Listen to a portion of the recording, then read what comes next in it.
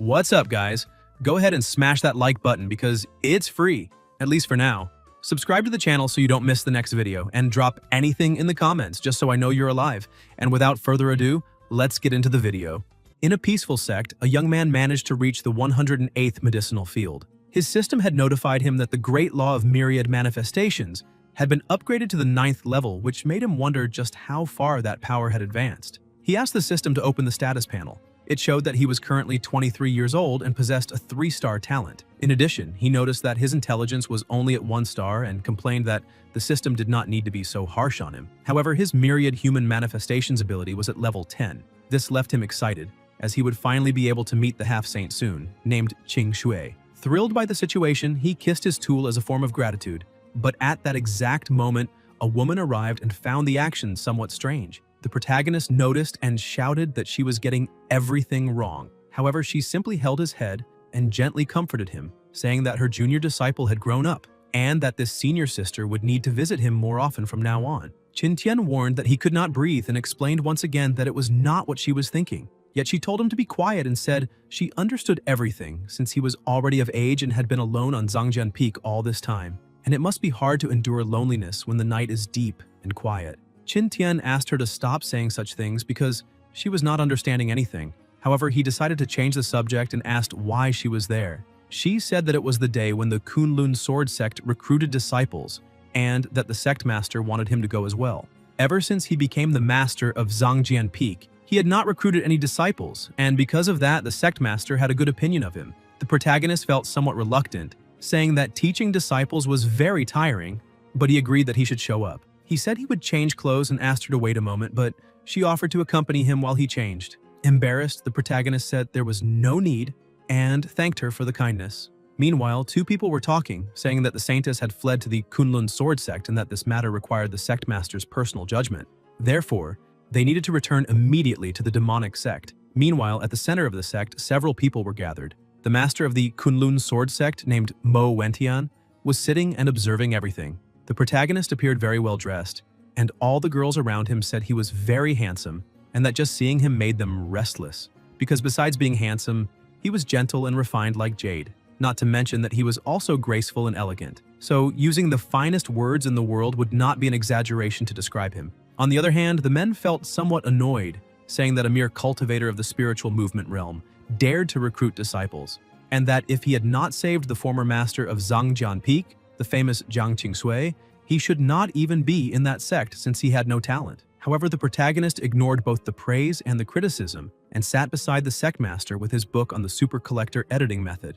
Dissatisfied with the situation, the sect master patted his head while shouting that he should look at himself in the mirror because the dignified master of Zhangjian Peak was spending his days planting herbs and strolling with birds. Moreover, his cultivation was still only at the spiritual movement realm, and she questioned whether he was not ashamed of that. Qin Tian felt a little confused and asked if she was not the one who had told him to appear. But his leader grew even more irritated, saying that he was quite bold to talk back to her. The protagonist realized that things were not going well for him and tried to leave. But his senior sister appeared, telling the sect master that everything was fine and asking her not to provoke him anymore. She explained that as the only venerable of the saint realm within that sect for thousands of years, junior brother Jiang should have his own unique vision and reasons for liking the protagonist. Wentian told her to pay attention to her posture since some things were resting on top of Qin Tian's head. The other men felt jealous, saying that being handsome could really take people wherever they wanted, because they could not believe that even the sect master, one of the 6 great half-saints of the eastern continent, and the master of Su Peak, one of the 3 great beauties of the eastern continent, had been charmed. Wentian announces to everyone that the test is about to begin. The candidates for new disciples start measuring their strength, and after several of them are tested, the examiner calls Miao Ling. A beautiful woman steps forward and everyone is stunned, saying that she is incredibly beautiful, almost like a fairy. The other peak masters immediately begin arguing among themselves, claiming that she will become their disciple. After taking the test, the amount of power within her body shocks everyone. Even the sect master is surprised, saying that it is the Ice Phoenix bloodline. At once, all the masters approach her, including the sect master, who emphasizes that she wants to take her as a personal disciple and asks if she is willing. But Miao Ling remains silent, showing that she is not very interested. The others are shocked to see that even the sect master has been rejected, which means they still have a small chance.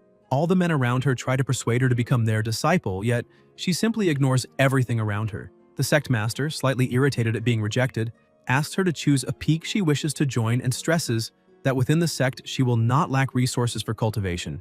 Miaoling looks at Qintian, who is the only one who has completely ignored her presence. Without hesitation, she points her finger at the protagonist and says she would very much like to join Zhangjian Peak. The protagonist is so surprised that he questions what is going on and whether he is really being dragged into gossip. Miaoling was the unparalleled emotion empress in a previous life, renowned throughout history. However, she was framed and ambushed by 3 experts of the Emperor realm. After all that, she was reborn in this world and almost turned into a furnace by the master of the demonic sect. Because of this, she managed to escape from the demonic sect and joined the sword sect, choosing a weak peak master. As long as her identity is not discovered and with the supreme record of oblivion from her previous life, she will certainly return to the Emperor realm, and this time she will definitely punish all those individuals. But for now, after the protagonist accepts her as a disciple, he takes her to her new residence. Though everything is in complete chaos, he says that room will do, as the bedroom suits her very well. Miaoling questions whether this guy truly never cleans his own house. A fly buzzes near her, making her sneeze. The protagonist approaches and touches her face, but Miaoling quickly steps back in alarm, asking if he is trying to do something. Qintian is confused and explains that there was a bit of dirt on her face and he only wanted to help clean it, then asks why she is so agitated. However, because of everything she went through in the demonic sect, she was simply frightened and backed away, trembling with fear. The protagonist decides to drop the matter and points out that now that she has chosen to join him as a new disciple, there are some rules she must follow. As he speaks, she thinks that in her past life, male cultivators would not even dare to look directly at the Empress. Yet this guy truly dared to take advantage of her. The protagonist continues explaining and says that first of all, he is a very busy person, since he spends his time cultivating and watering plants, which takes up much of his time, so he may not have much time to teach her. Miaoling keeps staring at him and notices that the same finger that touched her face is the one he is holding up, and when she finally recovers her cultivation, she will cut off that finger. Qintian then says that secondly, he will assign her some trivial tasks, but she is still trying to be certain which finger it was, so she does not cut off the wrong one. After explaining the situation, he sits down and asks if she is truly willing to follow these rules. Miaoling kneels in front of him and says she is willing to follow.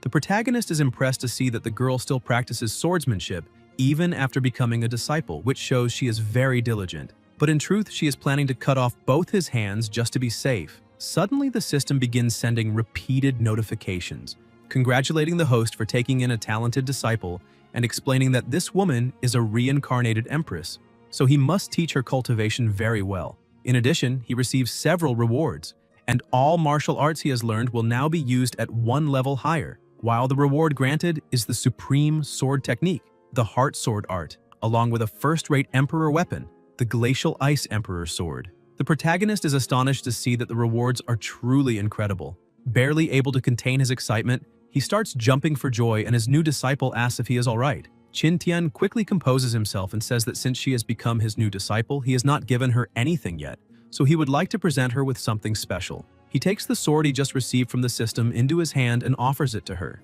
Miaoling, who did not expect much from her master, questions what good things a mere cultivator of the spiritual movement realm could possibly offer. But the moment she takes the sword in her hand, she feels the blade radiating warmth and instinctively grips her own hand tightly.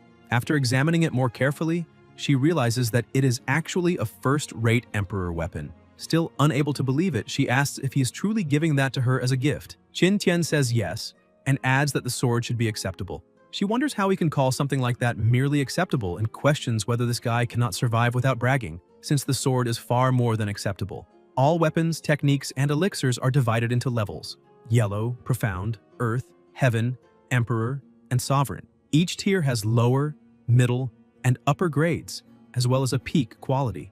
In her previous life, it was a low-grade emperor weapon that led to her downfall. Suspicious, she tells her new master that they had never met before. So why is he giving something so good and rare to her? Qintian asks what she means by why, since it should be normal for a master to give a disciple a gift. She ends up agreeing, saying that if she thinks about it that way, it does make sense. However, the gift is a bit extravagant. The protagonist points out that if she does not want it, she can simply return it, because he also has a pair of socks he has worn for many years. So if the problem is that the gift is too extravagant, those socks can serve as a present for his disciple instead. Hearing that, she immediately refuses and thinks that she does not want those smelly socks, asking herself whether this is really just a gift for a disciple. Even if she cannot figure out the truth, she must bind the sword first no matter what. After deciding to accept the gift, she pricks her finger and lets a drop of her blood fall onto the blade. A shocking amount of energy begins to circulate through the area, frightening her as she wonders why this is happening. However, the energy keeps increasing, forming a pillar that stretches from the earth to the sky, visible from several kilometers away. Another woman, who is some distance away, senses this presence and remarks that it is interesting, and that once she leaves seclusion, she will personally visit this sword sect. To contain all that energy, the protagonist intervenes and makes the sword disappear. He scolds his disciple, telling her to stop fooling around because the sect master is here. Miao Ling cannot understand how he extinguished the anomaly with just a single movement. Qin Tian asks her to come outside with him. Outside, Wentian is already waiting for them. Miao Ling greets the sect master, but Wentian ignores the new disciple and goes straight to the protagonist, yelling at him and calling him a scoundrel. Qin Tian is confused and asks what she is doing. The sect master demands that he explain in detail, since the anomaly just occurred on his peak, and asks whether he was responsible for it. But the protagonist asks if she truly believes that someone in the spiritual movement realm could cause such a commotion. Wentian ends up agreeing, and the protagonist adds that it was merely an anomaly, and that if it appeared, there is nothing that can be done. Wentian reprimands him, questioning what he knows about such matters, since an anomaly like that appearing within the sect will surely bring trouble. However, the protagonist says that every anomaly or phenomenon is like dewdrops and lightning, so she needs to relax a little. Wentian begins to walk away, saying that he just needs to be a bit more careful. As soon as the sect master leaves, Miao Ling once again takes out her Glacial Ice Emperor sword and thinks about how her master casually produced a high-level Emperor weapon capable of causing a heavenly anomaly and then made the anomaly disappear with a single wave of his hand. After that display of power, she looks at the protagonist, feeling more and more curious about her master. The next day, early in the morning, an animal was counting and had already reached 7,664. He says that the plan for the day begins in the morning, and that only by cultivating persistently every single day will there be a chance to escape the evil god, and therefore, that golden crow will absolutely have a bright future. However, in the middle of its training, the protagonist appears and grabs it by the neck. The other crows tremble in fear, saying they must stop that evil god who slaughters demons without even blinking. The protagonist plucks a few feathers from its body, and shortly after it ends up being slaughtered. As he carries the crow back to his house, he remarks that the meat is firm enough and worthy of being the most disciplined golden crow of the demon-locking pagoda. Miao Ling will have a delicious meal that day. Meanwhile, Miao Ling is focused, training her movements and practicing her icy sword intent. And with a simple motion, she cuts and freezes everything around her. She thinks that sword intent is indeed not something easy to comprehend, even with the experience from her previous life. As she concentrates on her next strike, the protagonist appears and shouts for her to come eat, but she refuses and prepares for her next move. In the blink of an eye, he appears behind her and, with a frying pan, blocks her strike, saying that she needs to eat. Miao Ling is startled, wondering when he appeared, since she did not sense his presence at all, and she would also like to know what kind of rule that is. However, the protagonist acts like a master and says that his rules are absolute. Miao Ling falls silent and obeys. Shortly after, they sit down at the table to eat, and upon smelling the aroma of the dishes, she thinks it is extremely delicious, as just the scent alone feels as if she's already tasting the food. Suddenly, the protagonist appears with another dish, saying it is chicken soup and that it is ready, but Miao Ling is slightly uneasy at the smile on his face. As he serves the chicken soup, he says that he bets with that meal she will probably be able to break through to the first level of the Golden Body realm. She asks if he is alright, since the cultivation realms are divided into mortal transformation, transcendence, spiritual movement, golden body, nirvana, creation, demigod, saint realm, and emperor realm. In total, there are 9 major realms, and each realm is divided into 3 levels, so how could she possibly break through so easily just by eating? However, as soon as she tastes the chicken soup, she feels something inside her body and drops the bowl to the floor. She can barely control herself, her breathing becomes heavy, her body temperature rises, and confused by everything, she wonders what kind of feeling is emerging within her. The blood that flows from the heart takes 20 to 25 seconds to circulate throughout the body, yet this flow of heat takes only 5 seconds. She tries her best to restrain herself, thinking she must endure it, but soon realizes she cannot hold on any longer. She lets that entire flow invade her body, and all the sensation that had been suppressed begins to spread, and she thinks it is delicious and satisfying. This means that dish is truly a delicacy of the mortal world. After a storm of sensations, she collapses onto the ground in a vulnerable position and, still breathing heavily, asks herself whether she truly succeeded. Qin Tian stares fixedly at his disciple, because as a teacher he must carefully observe whether his student is having a good reaction. The protagonist calls out to his disciple and says that he is the master here, and if he says she can advance, then she can advance.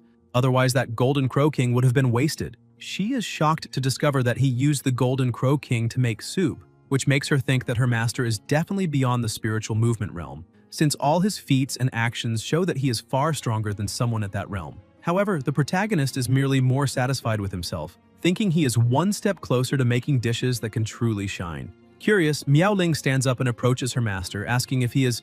Qin Tian interrupts her, telling her to stay quiet and emphasizing that people should always keep a bit of mystery because, just as he has secrets, she also has hers. That leaves her even more stunned. Miao Ling thinks that perhaps her master knows her true identity. After finishing his meal, Qin Tian stands up and tells her to remember to finish all the food and then come to the table.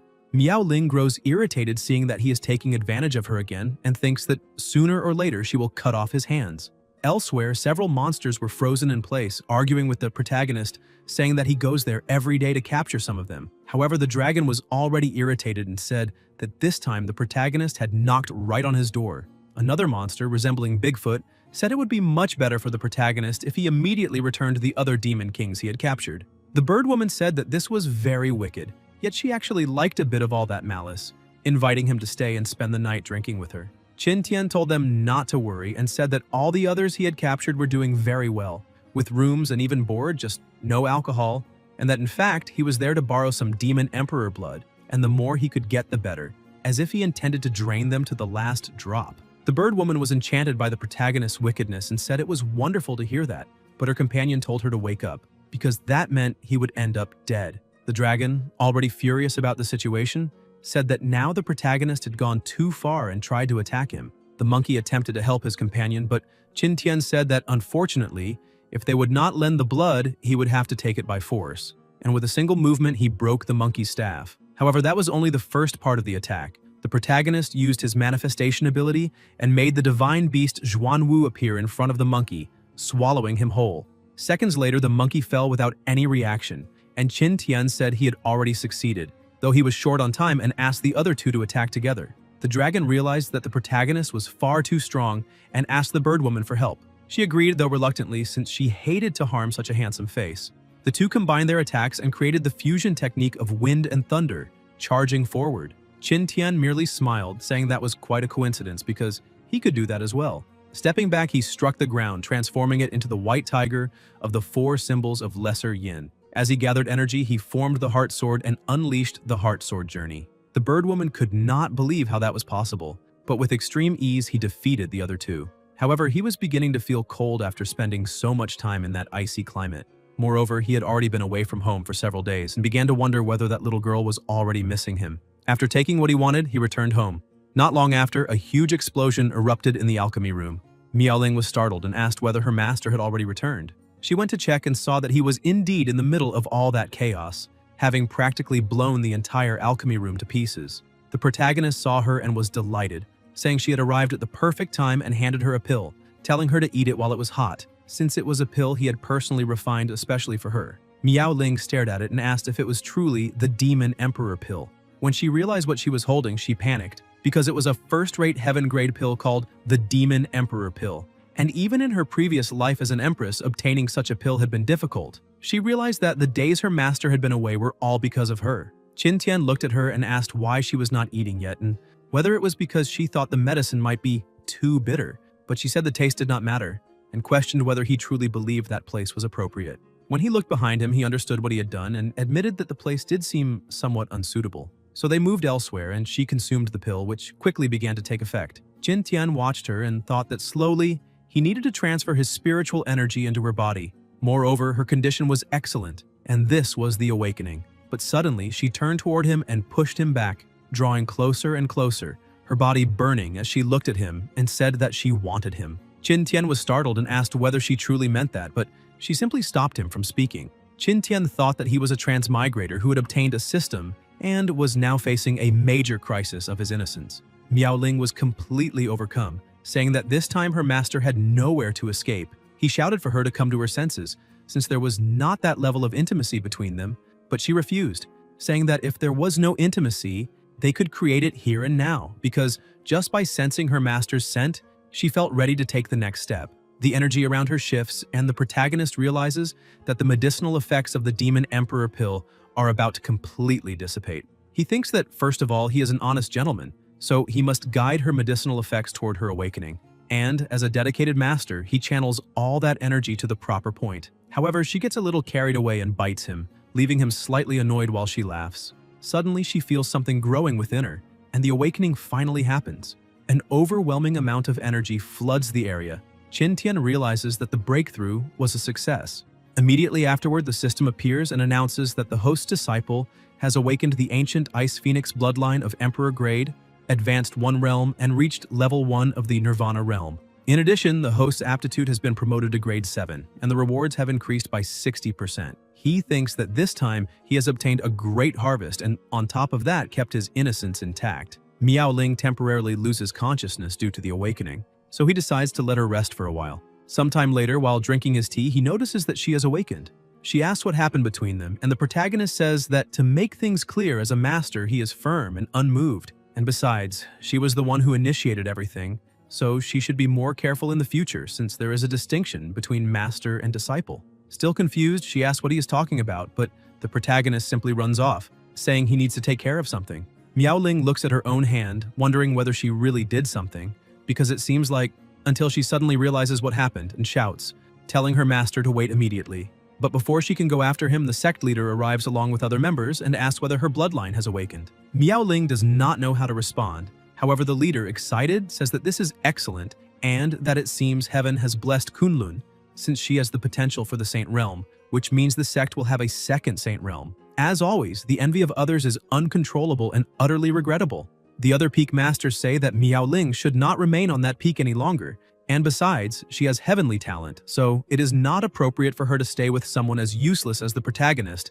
Therefore, she should have a reliable master to guide her properly. The sect leader reflects on this for a moment and says, it does seem reasonable. But Miao Ling grows irritated by such comments and declares that her awakening was entirely thanks to her master, and that if they dare to speak ill of her peak and her master again, she will have to ask them to leave immediately, as they are not welcome there. Everyone is left speechless. Suddenly, another person rushes in calling for the sect master, saying something very bad is happening. One of the masters tells the young man to watch his words and have some dignity. The youth apologizes for his behavior but says there is no time to argue, since the demon race is attacking the sect. Wentian tells Miao Ling and Qin Tian to hide. The young man's master scolds him, saying he has said that before and it was false, and asks whether he is certain this time that the demon race is truly there. He says yes, and reports that it must be the phantom of the Ice Phoenix that attracted their attention. The sect master says that if that is the case, then they will go meet these demons. Several people gather to see what is happening, and a small army of demons is hovering overhead. One of them declares that the ancient Ice Phoenix bloodline is right there, and shouts for them to hand over the Ice Phoenix bloodline immediately. With just the aura of the demon leader alone, the pressure is already terrifying. Even Miao Ling, who is some distance away, begins to feel unwell upon sensing the aura of a demon emperor of the dragon race. Moreover, she realizes that this aura feels somewhat familiar and seems to resonate within her in some way. After thinking for a moment, she finally understands that the Demon Emperor pill carries the exact same dragon aura, since there is blood within that pill, and when dragon blood encounters the phoenix blood in her body, it awakens her truest emotions, and that was precisely why she acted that way with her master. Remembering what happened, she gently opens the door, calling out for her master and asking whether he did that on purpose, but when she looks inside the house, she realizes that no one is there. The sect leader also releases her aura, declaring that a mere dragon demon emperor dares to make such a bold claim. He tries to attack her, but she defends with ease, asking where all that arrogant aura went and continuing to mock him, questioning whether he truly plans to destroy that place with such pathetic strength. The emperor admits that his strength is indeed insufficient, but with Qingpeng and Mihu, there are 3 demon emperors in total, so perhaps that will be enough. Moreover, within 5 minutes they will arrive, and then she will not be able to protect the sect alone. Wentian grows concerned, asking whether there really are other demon emperors present. Not far from there, Qingpeng was arguing with Mihu, saying it was all her fault because he was merely recovering. So, what exactly was she watching? She explains that the episode was so short that she thought there would not be time. However, the protagonist was already near them and holding a paper airplane marked with the number 78. He says he will invite contestant number 78. As soon as he throws the paper airplane, he tells it to fly and catch up to them. Qingpeng notices several paper airplanes following them and asks Miho whether those are some new pets of hers. She cannot understand how that is possible. Suddenly, the monkey notices a bit of fire coming from the plane, and right after that, a huge explosion occurs. They barely manage to escape, yet they have no idea where it came from. When they look ahead, they see a giant frying pan approaching. The protagonist appears and says that the road is closed and they should return the way they came. The two realize that he is the same scoundrel who injured them last time. They ask whether he belongs to the Kunlun sect. The protagonist congratulates them for guessing correctly and says that now there is a prize. However, the two emperors are utterly terrified, as they already know how powerful their opponent is, and they politely apologize for the disturbance, saying they will withdraw immediately. Qin Tian asks why they're running so fast since they have not yet received their prize. He uses the great manifestation once again and a hand emerges from the sky, the golden dragon, and a massive explosion strikes the two, pulverizing them instantly. He remarks that they are still far too weak, since they cannot even make a single move. Meanwhile, the Dragon Emperor and the sect leader were staring at each other. She says that half an hour has already passed and the allies still have not arrived, asking whether they are reliable. Realizing there is nothing more he can do, the Dragon Emperor finally gives up and calls his followers to retreat, vowing that he will make those two pay when he returns. The people watching celebrate, seeing that they are finally safe and that this was expected of their leader. However, she knows that the demons are now eyeing Miao Ling, so she must go there immediately. As he leaves, the Dragon Emperor is utterly furious, saying it is true that he was stood up by those two, and just thinking about it makes him extremely angry. One of his subordinates tells him not to be so upset and offers some water, but the Emperor remains irritated, saying that will not solve anything, and that if he were stronger and had tied up that stinking woman, they would not be in such a miserable situation. Because of that, he does not notice Qin Tian passing on the other side. Qin Tian is carrying a cow while heading home, saying that it has been quite a while since he last ate beef, so tonight's dish must be a meat stew. The next morning, the protagonist wakes up under the blinding sunlight. However, he finds it a bit strange, since from his room he can only see the sunset, which means he slept through the entire day. He remembers that Miao Ling used to bother him every morning, saying it was time to cultivate and that he needed to get up and cultivate with her. And now, after a month, he has finally found peace, since she has stopped disturbing him. Excited about the situation, he starts chasing after the cow to celebrate. Later that night, Miao Ling is trapped inside a cage in the middle of the forest. The protagonist goes to her and begins to release her, saying it is time to eat and that they will have a great meal that night. However, she refuses again, saying she no longer needs to eat. He becomes confused when he sees so many red threads around her, asking what happened, since before she was the embodiment of icy beauty. Miao Ling tells him not to touch her, explaining that it is merely a side effect of cultivating the Tai Shang Wangqing record. The protagonist thinks about it for a moment and begins to recall that he has heard about it somewhere before. She explains that perceiving destiny means forgetting emotions, and that Tai Shang is a cultivation technique that pursues the path of emotionlessness, leading directly to the Emperor stage. The protagonist reprimands her, saying she is completely wrong and has entirely misunderstood it. He begins to explain that the technique does not cultivate a lack of emotion, but rather having emotions without being bound by them, dealing with emotions with broad vision and detachment. Miao Ling looks at her master as if he were a true god and asks if she was mistaken. Her master then says that in truth, whether having emotions or being without emotions,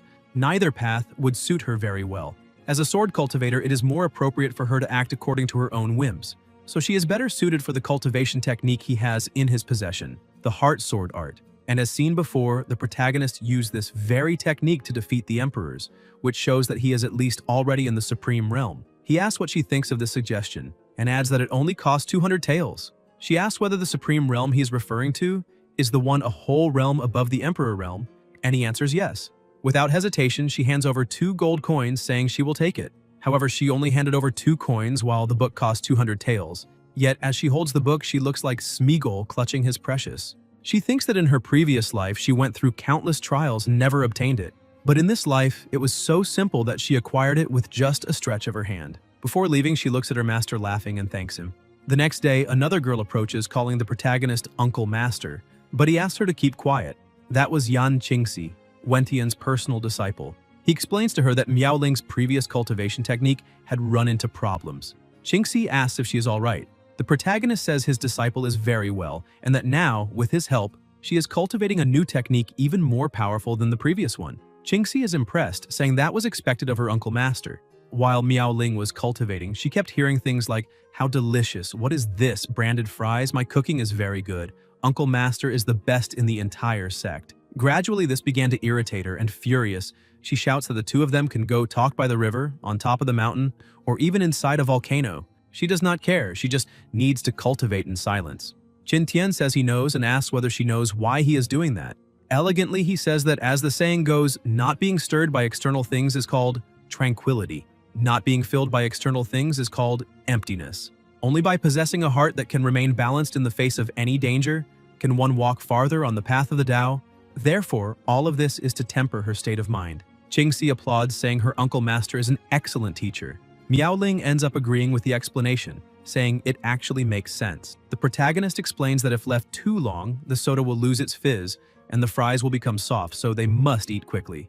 Miao Ling stares at him. The protagonist asks why she is drawing her sword. Miao Ling says that unfortunately today, she must commit the utmost disrespect by eliminating her own master. The two start running and she chases after him, completely irritated by the situation. Sometime later in the middle of an open pasture, the protagonist is meeting the monkey emperor. Qin Tian says he should not have come there. However, Qingpeng says that even so, he had to do it. They begin to fight and the protagonist laughs, saying there has not been the slightest change, and with ease defeats the demon emperor once again. He goes to the lake and takes another jar. Qingpeng tries to stop him, saying that is his wine, but Qin Tian writes his name on the jar and says now it is his wine. After taking all the wine bottles, he says he needs to return home to enjoy that wine with his disciple.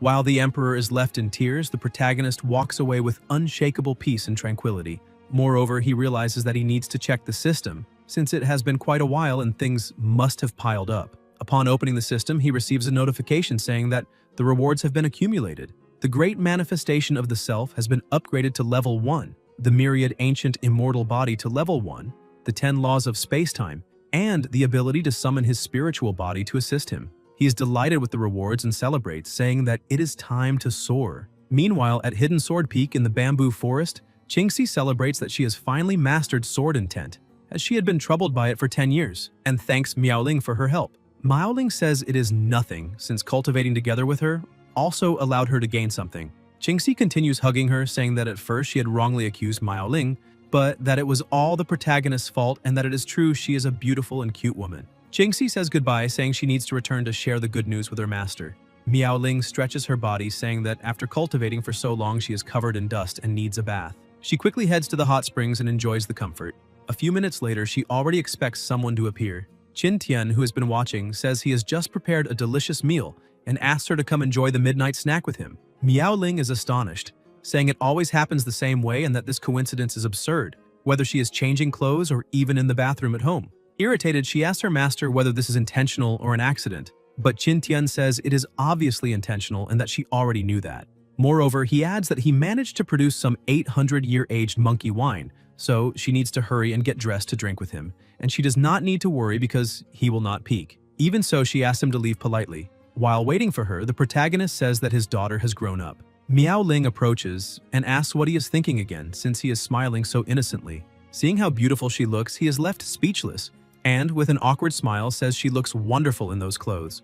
Miao Ling agrees, however she points out that the clothes her master bought for her are very tight around her attributes, making her feel a little short of breath. Suddenly, one of the buttons pops open and Qin Tian remarks that they are indeed very large. Miao Ling chases after her master while he runs away, shouting that they can talk. The next day, in the garden, the protagonist is cooking for the two of them, and while eating, she says his cooking is getting better and better. Qin Tian tells her she should eat a bit more, but suddenly he notices something, and his disciple asks what is wrong. He says that the half-saint has brought people to Kunlun and that this may cause trouble. He invites her to go to the main peak to see what is happening. At the training ground of the main peak, several people are gathered.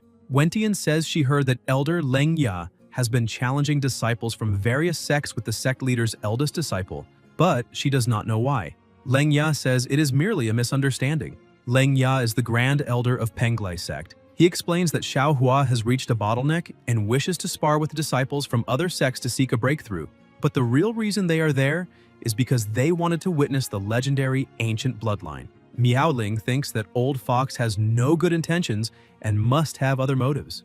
Wentian apologizes, but unfortunately Miaoling is in seclusion. Leng Ya says it seems they arrived at an inconvenient time. Xiaohua asks whether the lightning summoning art is ready yet, as he is getting bored while waiting. Suddenly, another young man arrives and apologizes for making him wait, but warns that Xiaohua will regret allowing him to complete the lightning summoning art. He is the son of the Thunder Peak Master. The young man prepares to attack and charges forward, saying that once it is over, there will be no use crying. But Xiaohua remarks that, unfortunately, in his eyes, the opponent is merely average, and using only a mid-tier heaven-grade martial skill, he strikes the Peak Master's son, sending him crashing violently into the wall and defeating him with ease.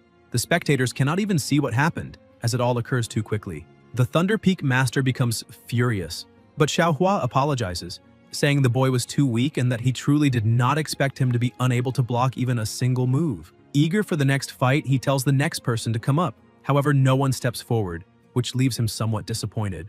Jingxi goes to her master and says she wants to participate, because if this continues, the confidence of all the other disciples will be destroyed. Her master tells her to be very careful. Jingxi agrees and says that for safety, they need to call the junior sister as well, but Wentian questions what the point of calling her would be, since she is not good enough. Jingxi reprimands her master, saying she knows nothing. She explains that under the guidance of the little uncle master, Miaoling has already comprehended sword intent and moreover, has glimpsed the threshold of a deeper sword intent because of it. Wentian cannot believe it and asks her disciple if she is truly saying that the protagonist taught Miaoling swordsmanship and made her understand sword intent. Jingxi says she is absolutely certain. The leader finally understands why that boy always seemed strange, and the real reason is that he has always been holding back. Jingxi steps onto the arena and says she will be next. Xiaohua starts laughing and says that if even the senior sister of this place is stepping forward, then they might as well make a bet, and that bet will be a slot in the carefree secret realm.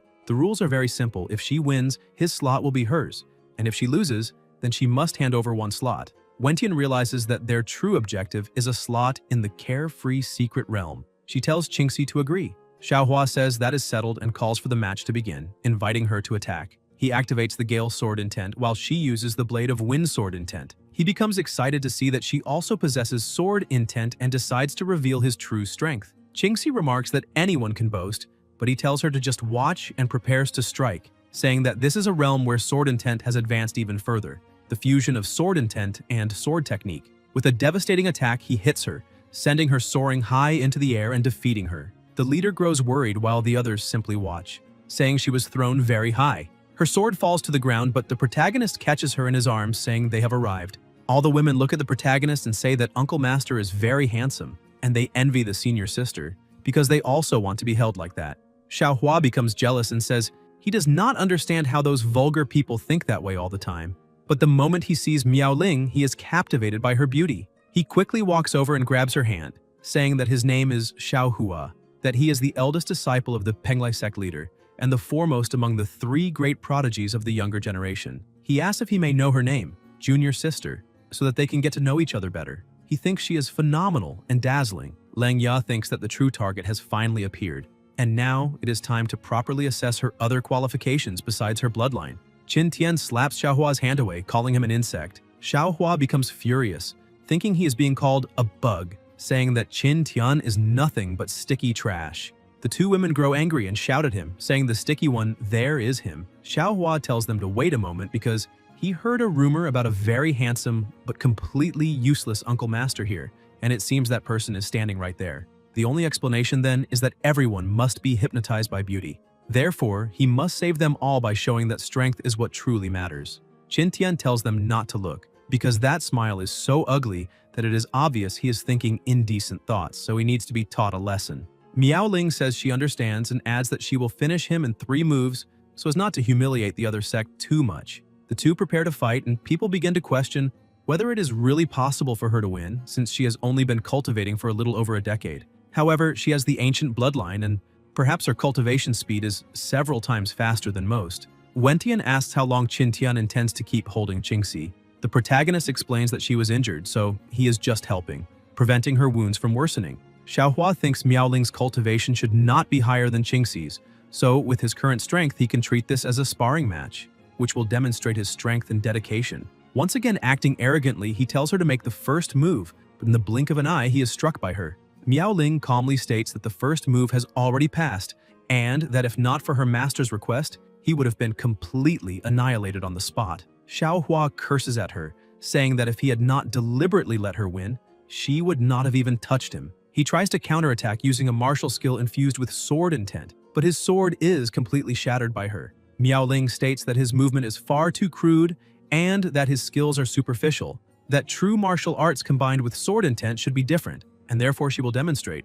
She explains that sword intent relates to the bone, the martial skill to the flesh, and the skin to the outward form. Xiaohua grows desperate and is struck by her without any chance to defend himself. The crowd shouts that this is how a genius performs and that such trash is no match for their sect. Kneeling on the ground, Xiaohua asks how it is possible that she used the great sword intent of realization. Miao Ling replies that nothing is impossible, and that now comes the final move, the Jade Bone Wind. Xiaohua is completely defenseless, like an ant trying to move a mountain, and the attack hits him. The leader asks whether she truly won.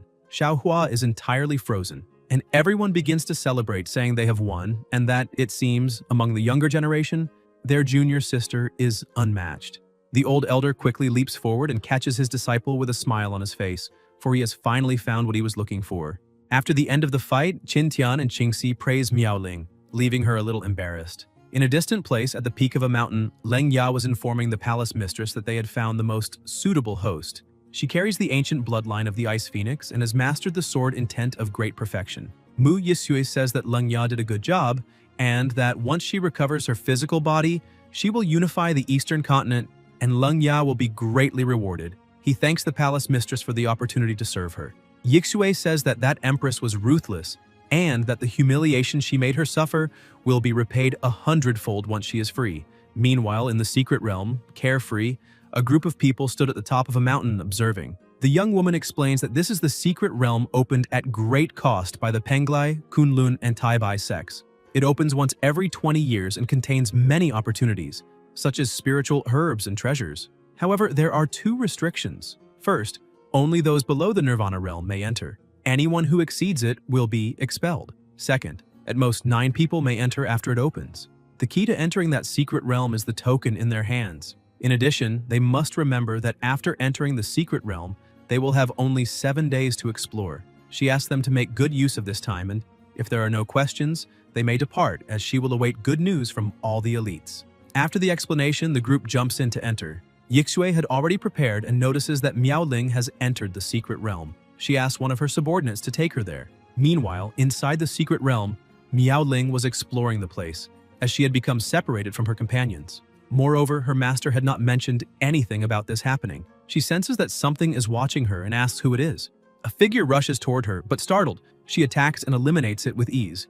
A scroll falls from the body, and upon picking it up, she begins to read, wondering if this is the opportunity her master had told her about.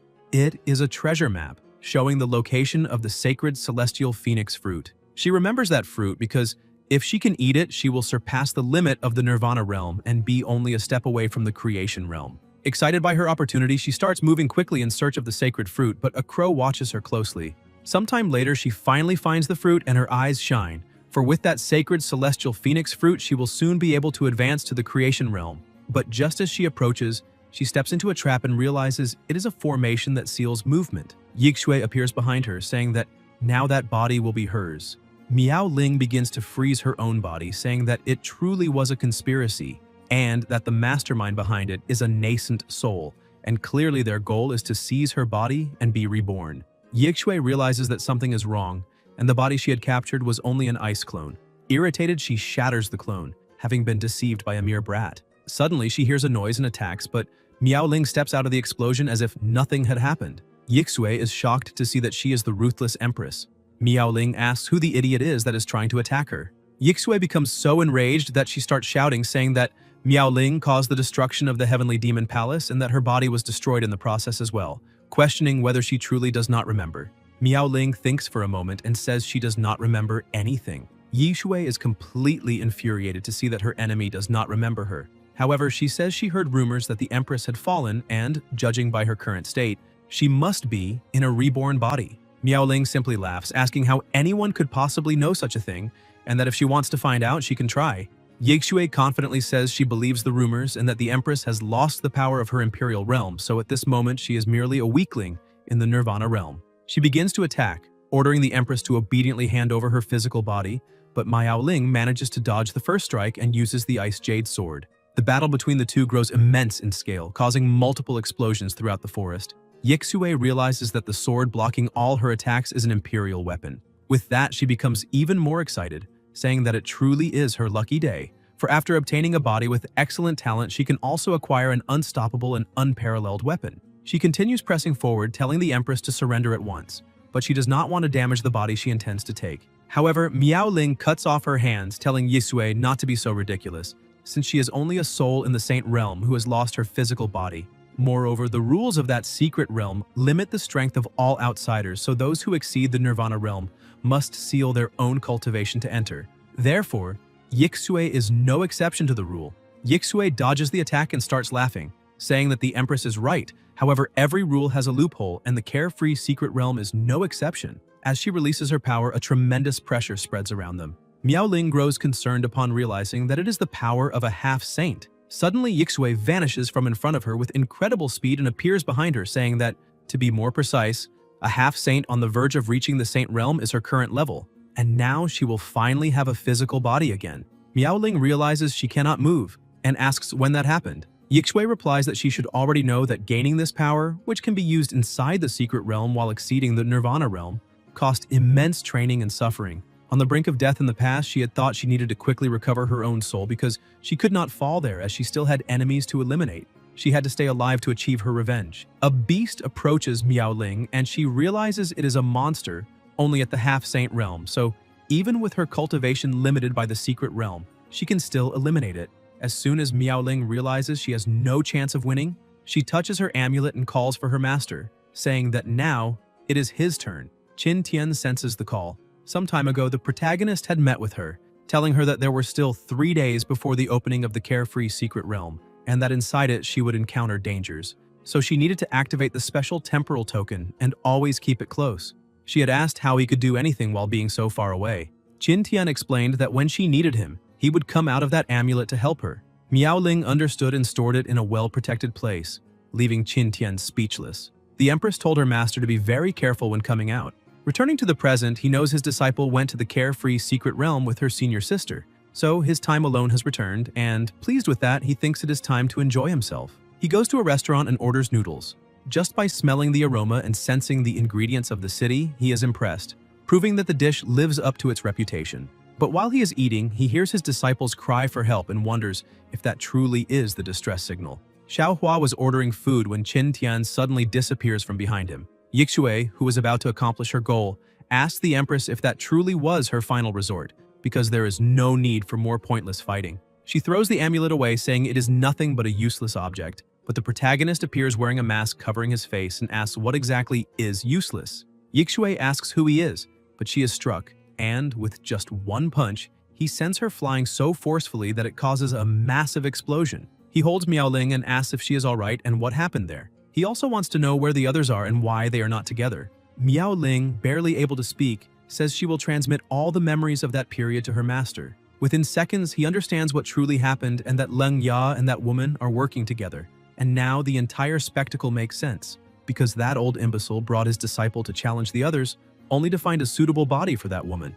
Miaoling asks her master why he is wearing a monkey hat, because it looks very silly. The protagonist explains that it is the secret that allows him to use his half-saint power to break through the restrictions of the secret realm. Furthermore, the principle is very simple. After eliminating demonic beasts in the secret realm, the soul of a demonic beast can serve as a substitute. His disciple says that if that woman can also use half-saint power, it means she eliminated a half-saint level demonic beast. The master replies that is exactly the case.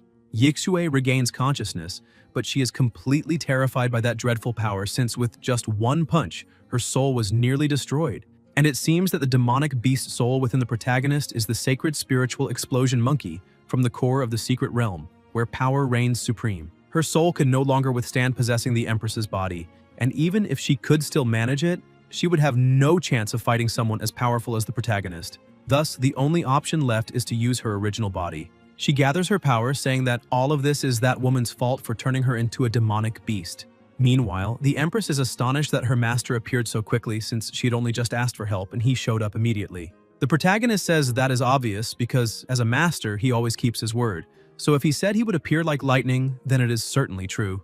The ground begins to tremble and they shout that something is moving underground. Suddenly, Yixue reappears in the body of a demonic beast, vowing to eliminate the Empress and that meddlesome man. She starts spraying venom at them, and the protagonist tells Miao Ling to get away from there. However, she grows worried and tells him to be careful, but Qin Tian says not to worry and counterattacks with a barrage of punches. However, the blows have no effect at all. Yixue points out that his punches are far too weak and powerless compared to her defenses.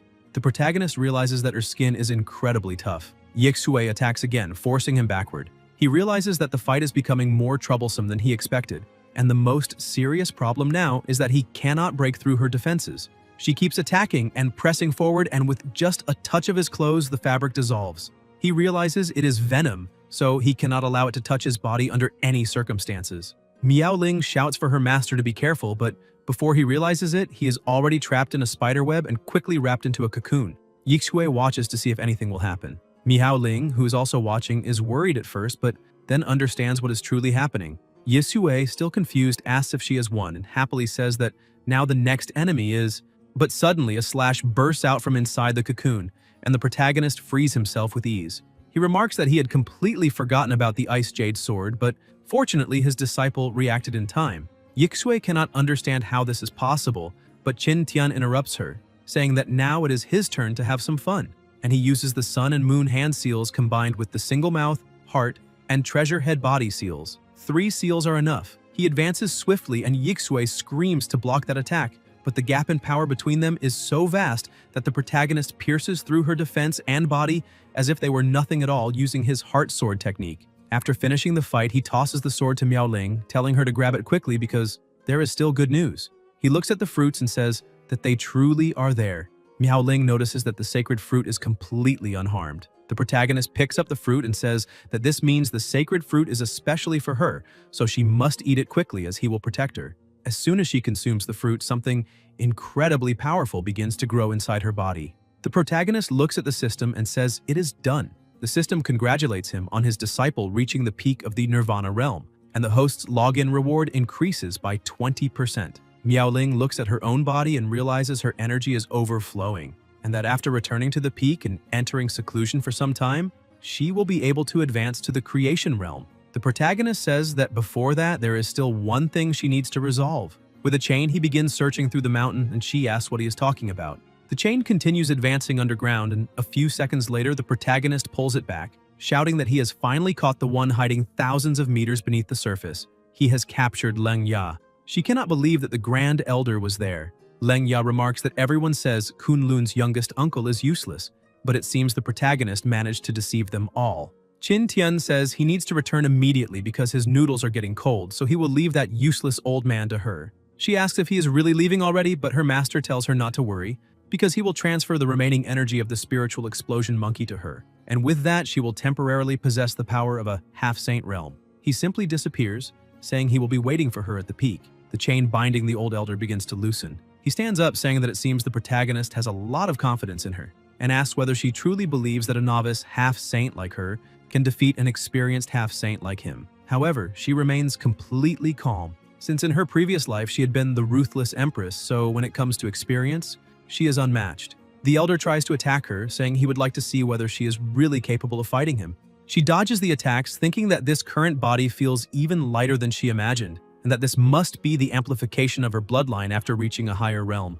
Acting arrogantly, the elder asks what is wrong and questions whether that useless master failed to teach her how to use the abilities of a half-saint, but Miao Ling steps on his sword, saying she is merely getting used to the new power. She quickly corrects herself, saying that in fact she is simply recalling the sensations of the past. The elder keeps attacking, saying that even though she has the power of a half-saint, all she can do is dodge, so she is nothing but a frightened little girl, and now he will end everything before she can even touch the ground. Miao Ling calmly says that now it is her turn to act. The elder tries to strike her, but she vanishes from his sight and appears behind him with terrifying speed. She says she still has a strength that needs to be shown, and even though he blocks the attack, her power is so overwhelming that it hurls him against a rock with frightening force. She thinks that even with this strength compared to her past self, she's still very far behind. However, that is not important now, since she is only at the half-saint realm. The elder cannot understand how she possesses such incredible speed and immense power. Miaoling says she does not have time and wants to end this farce quickly. The elder releases his true power, saying he has not yet shown what he is capable of, and even so, this little girl dares to speak so arrogantly just because she gained a slight advantage. Today she will understand what a true saint is. But Miaoling continues smiling, asking what a mere half-saint really is compared to her true power, since she has eliminated so many half-saints that she cannot even count them. The battle continues, the explosions are terrifying, and the ending is already known to all. In another part of the forest, the group is searching for her, asking where she is. Miaoling appears, saying she is right there. Jinxie runs to her with tears in her eyes and asks where she had gone because she was extremely worried. She also wants to know what happened, since they were all together the moment they entered that realm. Miaoling explains that she just had a small, fortuitous encounter. Everyone grows curious and asks her to explain better. The Empress says that, in fact, when she entered the realm, a ruby suddenly appeared in her hand. While she vaguely explains what happened, the protagonist happily returns to his noodles. But as soon as he sits down at the table, he notices his bowl on the ground and asks what is going on. A great commotion is unfolding. The guards are being attacked by someone trying to capture the princess. Even as she attempts to escape, another person appears, asking where she is going and ordering her to surrender immediately. The other man behind her holds two people hostage, telling the princess that she probably would not want the citizens of that realm to get hurt. Worried about the situation, she wonders what she should do. While all of this is happening, the protagonist appears at a window shouting to the heavens that his bowl of noodles has fallen and that he did not get to eat anything, asking why he is being punished like this. The princess thinks this might be a good opportunity and shouts to the young master, saying she is Princess Ming Yilian of the Chongming Kingdom and asking for help. But one of the invaders warns the protagonist that this is the demon sex business and that if he does not want to lose his life, he should mind his own affairs. However, he chose an extremely bad moment to act arrogantly. The protagonist is so irritated about not having eaten his noodles that he tells the two villains they are making too much noise, since he was complaining to the heavens. In a matter of seconds, he unleashes an explosion so powerful that it pulverizes the villains and the ground beneath them, creating a massive crater. The princess is so frightened by the overwhelming power that she says, "It is incredible." She runs to the protagonist, thanking the young master for saving her life, and asks whether he would like to return to the palace with her, so she can repay his kindness. But he refuses, saying he has other matters to attend to. He steps onto his flying pan while she keeps shouting for him to wait a moment. She realizes he has truly left, but fortunately she managed to record his appearance with a projection stone. Now she only needs to return and ask the intelligence agency to investigate and find out who that young master really is. On his way back home, the protagonist thinks it will still take some time for his disciple and the others to return to the sect, so he might as well go home and relax a bit. However, as soon as he arrives, he senses something strange. He opens the barrier and questions why there is a Saint Realm formation installed in his house. Looking around, he notices there is no sign of anyone, and that the place has been abandoned for at least half a month. He searches everywhere to see whether his father and mother are safe, but as soon as he steps on the floor, he realizes something is wrong. One of the tiles pops up, and he thinks it might be a trap. However, only two puppets appear. The puppets say that his parents went out to have fun with the household servants, and that he does not need to worry, but he should be careful of Shu. He does not quite understand and asks what exactly he should be careful about. Sometime later, the protagonist is walking through the forest and, excited, says it is time to log in for some good luck.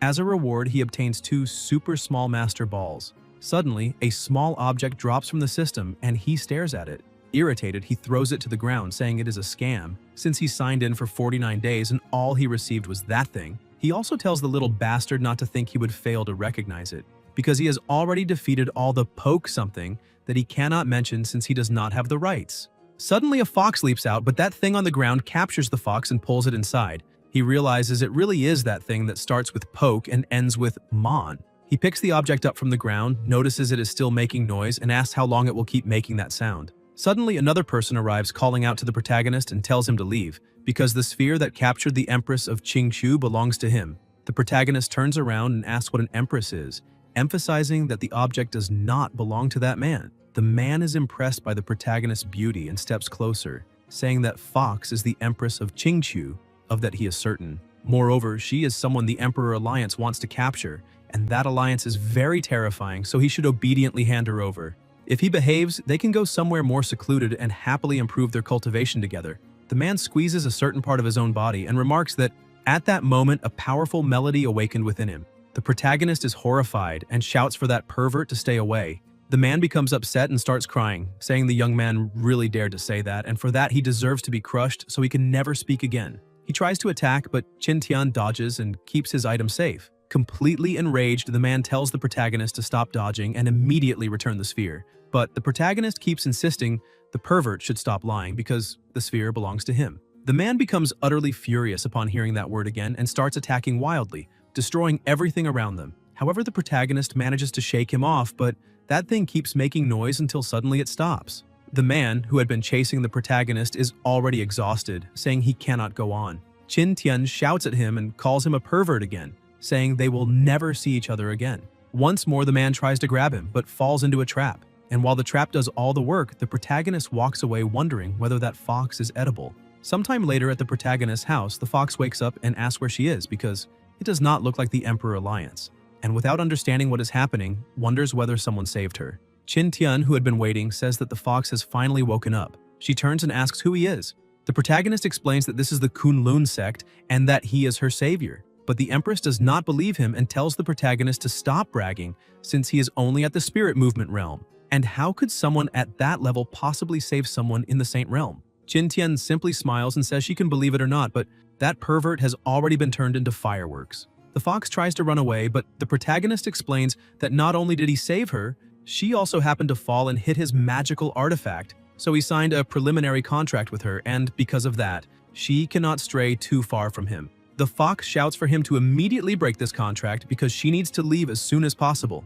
Qin Tian explains that unfortunately he cannot do that, because the manual states that if the fox breaks the preliminary contract, she will be eliminated immediately. He reads further and says that the full contract must be signed, otherwise the fox will be violently eliminated in 3 days. She still refuses to believe him, asking who he thinks he is fooling. Qin Tian asks whether she can examine her own sea of consciousness, because she should be able to sense the contract information within it. She decides to test it and sees that he was telling the truth, so she asks if there is no other way. She then explains that she was framed and offended many powerful forces, so signing a contract with her means taking on her karma, which would harm him. Qin Tian tells her to relax, since they can sign the contract because he is very powerful and fears no karma at all. The Empress thinks she has just met a fool who only talks big and does nothing, but with no alternative, she decides she will have to find an opportunity to seize that object and then escape with it. The protagonist grabs the fox's paw, saying they need to sign the contract because the time limit is 100 years, or until her cultivation realm surpasses his. Upon hearing that she will be free once she exceeds him, she becomes excited, saying he should have mentioned that earlier because that condition is extremely easy. She only needs to cultivate for a while and she will surpass him. She agrees to sign the contract and the system announces that it has been sealed. As a result, he receives the reward of the Supreme Cultivation Method. The fox thinks that from now on she must cultivate as much as possible and strive to recover her level.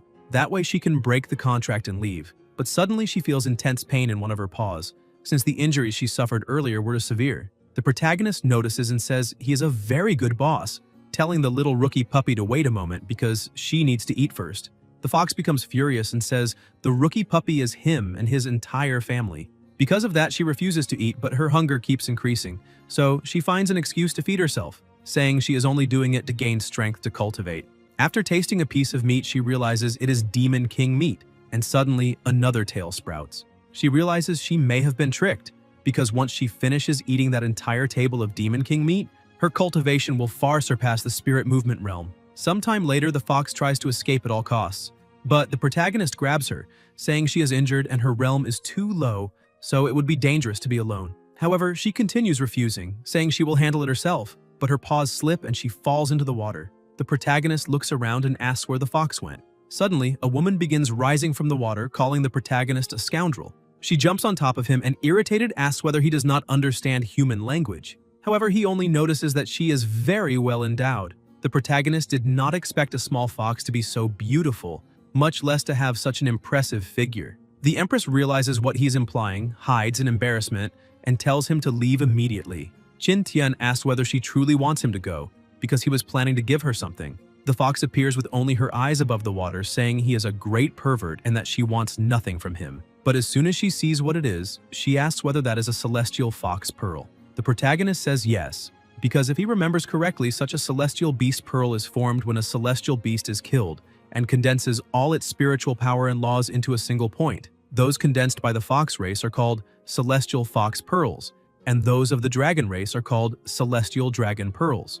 Regardless of the race, any celestial is a supreme imperial treasure. Excited by the situation, she stands up and asks whether he truly intends to give that to her. He says yes, however, there are a few conditions.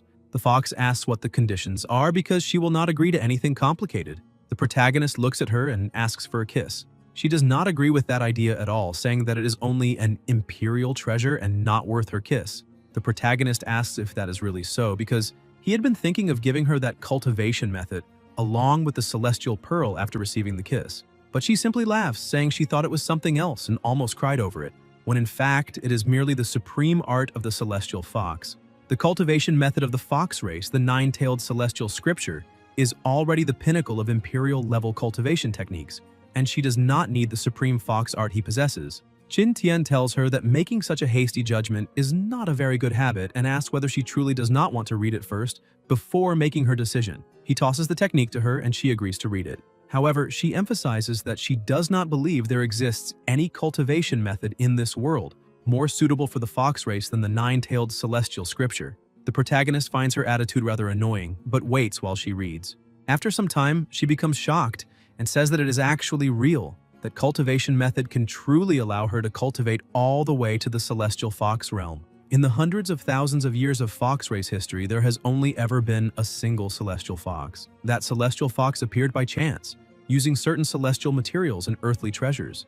Once she reaches the celestial fox realm, seeking revenge against the Emperor Alliance will be as easy as turning her hand. She asks whether he is really giving it to her, but when she looks at him, she realizes he is no longer there and asks where he went. The protagonist, who is standing behind her, says that a true gentleman never goes back on his word because no one is forced to make a promise, but once it is made, it must be fulfilled. Moreover, he remarks that a cup of wine after a bath is delightful and asks whether she has thought about it and whether it is worth it or not. Since the exchange truly is worth it, she says that a kiss is just a kiss, so she will go ahead. Qin Tian prepares himself and says he is ready. The two draw closer, but at that exact moment, Miao Ling arrives and throws her sword between them. The fox is startled, saying it passed just a few centimeters away from her and asking whether an enemy has appeared. Completely furious, Miao Ling says that because of the promise she made to her master, she left the secret realm and did not rest for even a second, all to return as quickly as possible. Qin Tian asks her to wait and let him explain, but she refuses, telling him to go straight to hell, calling him a perverted master. At last, the fox has recovered her cultivation, reaching the half-saint realm. She is the imperial daughter of Qing Chu, named Bai Xiaoru.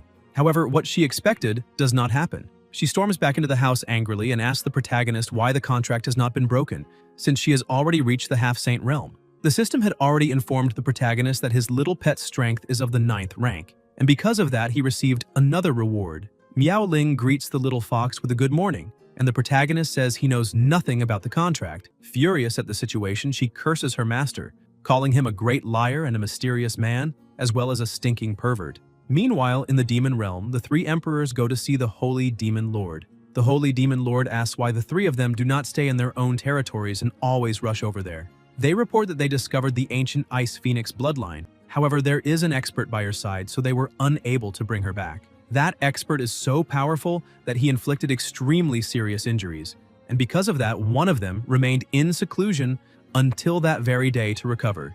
The Demon Lord says that is very interesting and asks where the bloodline is. Miho explains that the ancient bloodline is in the Kunlun sect. The Demon Lord asks whether that is one of those three ancient mortal sects, because if they had not ambushed him back then, his cultivation would not have stagnated for so many years. He orders the three to immediately gather the demon race. In 3 days, they will destroy that sect. The demon army began to move, and Wentian went to the ancestors, saying that the mountain holy demon intended to destroy the sect, so she was pleading for the ancestors to come out of seclusion. The ancestors told her not to panic and to seek an alliance with the other two sects, and the rest would be handled by the ancestors of those 3 sects. Meanwhile, the protagonist was calmly watching his 2 disciples train, and at last they managed to reach the Saint Realm. In addition, he obtained the reward of the Sword of Death, and it transformed 12 times. Dual Eternity. 3 days later, the 3 emperors, along with the army, advanced, but the alliance of the 3 sects was also prepared, and a great battle erupted between them. Sulan tried to confront Mi Hu, however her strength was not enough, and she was quickly captured. Wentian grew worried and became distracted. and the Dragon Race Emperor approached her, asking what she was looking for. Mihu thanked the tree for its assistance and said that now they needed to send Jade Sword Peak to hell. But suddenly, a massive explosion occurred. Miaoling arrived and saved Sulan, telling Mihu that now her opponent was right there. Mihu was delighted to see that the Ice Phoenix bloodline had finally appeared. Miaoling told Sulan to rest for a while because she would take care of that tired bird. Meanwhile, the fox and the protagonist were merely watching. She asked her perverted master whether he was truly just going to stand there and watch. The two women began battling, and the pressure around them increased more and more, causing huge explosions everywhere. Even the sky itself split apart because of their clash. Miaoling began to gain a slight advantage and landed a powerful blow on her opponent. Mihu became completely enraged, saying that a mere second-level creation realm cultivator dared to ruin her glory and immeasurable beauty, and because of that she would have to be punished, with her arms and legs broken. Miaoling managed to defend against the attack, however she realized her strength was nearly exhausted. Mihu found an opening and struck her, sending her flying upward and destroying everything in front of her. She continued releasing more and more power and formed an energy sphere, making everyone else anxious. The fox told her perverted master that this was very bad, and once again asked what he was doing just standing there, because they needed to save her, but Qin Tian held her back, telling her not to be in such a hurry because the senior sister was fine. The protagonist remarked that he truly had not expected that the portion of half-saint power he had given his disciple last time, she had actually saved some of it. Miaoling was holding her ground in the battle, but complained that it would never end, and that she was reaching her limit. Suddenly, her earring shattered, and an overwhelming power began to emanate from her body. Mihu could not believe how this was possible. She had a vision of herself being defeated and realized that something was coming from behind her. All the attacks were blocked, and they shouted that with the ancestors of the three sects present, they would succeed.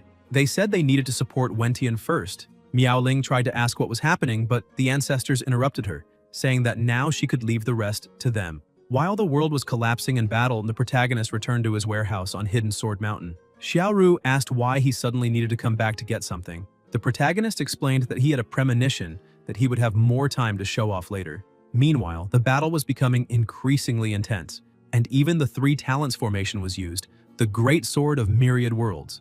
The elders were fighting with everything they had to defeat the Demon Lord. However, the Demon Lord said it was the same old trick from 300 years ago.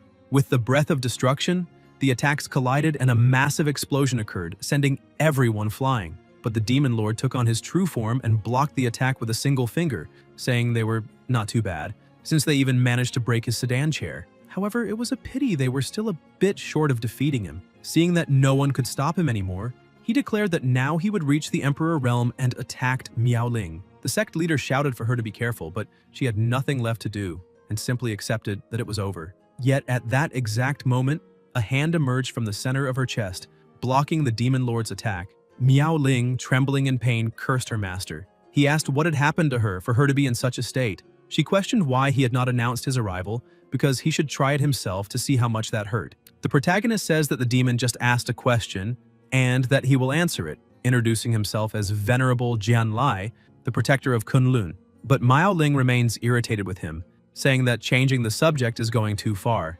The Demon Lord bursts into laughter, saying that presenting himself as a protector is nothing but a joke, because today he will crush everything there since no one can stop him. He tries to attack but realizes something has gone wrong, and asks how that is possible since the protagonist easily pierced his skin, cutting off one of his arms. Qin Tian looks at his opponent and says that, beloved by all and blooming with joy, the lid of a coffin shall open, the supreme sword of life and death, asking whether he has never heard of it before and whether he wants to know more. However, the Demon Lord tells him to stop pretending, asking what supreme sword of life and death he is talking about, since that is merely an emperor-level sword. The protagonist asks whether he truly believes that, because if so, then he will show him another strike. The Demon Lord reinforces his skin, but the protagonist's attack is so powerful that even with the reinforcement, it completely shatters his defense and destroys his arm, causing massive devastation. Qin Tian asks whether the fight is already over, because like this, it is no fun. The Demon Lord, who was once a giant and fearsome dragon, is now being treated like a small hatchling. Wentian goes to Miaoling and asks if she is alright. She says yes and asks her leader whether it is already over. Wentian replies that it is almost finished, however what she truly wants to know is who that person is, since she just saw him send a saint demon flying with a single strike. Miaoling begins to say that he is her, but stops mid-sentence, thinking that judging by her master's attire, he clearly does not want to be recognized.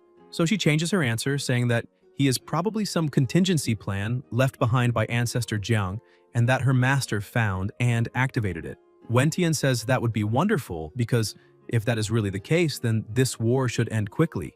Miaoling cannot believe how easily her leader accepted that explanation. The Demon Lord, though injured, has not yet been completely defeated. He starts to smile, saying he truly underestimated the protagonist and that sword sect. His body begins to regenerate as he shouts that this feeling is something strange and uses the dragon's secret technique. Another explosion erupts, drawing everyone's attention as they ask what is happening, because a powerful aura has appeared. The Demon Lord stands up again and laughs, saying that thanks to the protagonist, he truly came close to death. But now, with his power just below the Emperor realm, he is invincible, so he must repay his great benefactor. The two women cannot believe that the Demon Lord is even stronger than before, since he has now reached the 3rd level.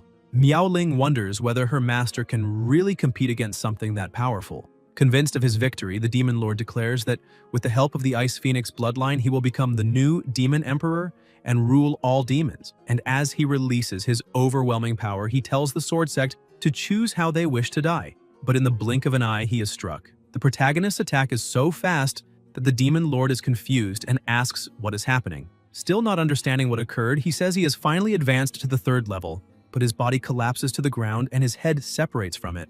The protagonist remarks that originally he wanted to have a good fight with the Demon Lord, but ended up getting bored since he talks too much. With the death of the supreme leader of the demons, the war is officially over. The demons fall into ruin, and the demon emperors are captured, having witnessed the Saint Demon's ridiculous defeat. The protagonist uses Gaara's gourd to store the Demon Lord's corpse, since the body of a golden dragon in the Saint Realm is a great treasure. Miaoling approaches him, and the protagonist tells her that he will head back first. She asks whether he is not leaving as well, but with a frightening look he says no, because she needs to wait. She asks what he means, but the protagonist returns to where he came from, making her tremble again in anger and pain. Wentian asks her whether Venerable Zhenlai has already left, but distracted she asks who her leader is referring to.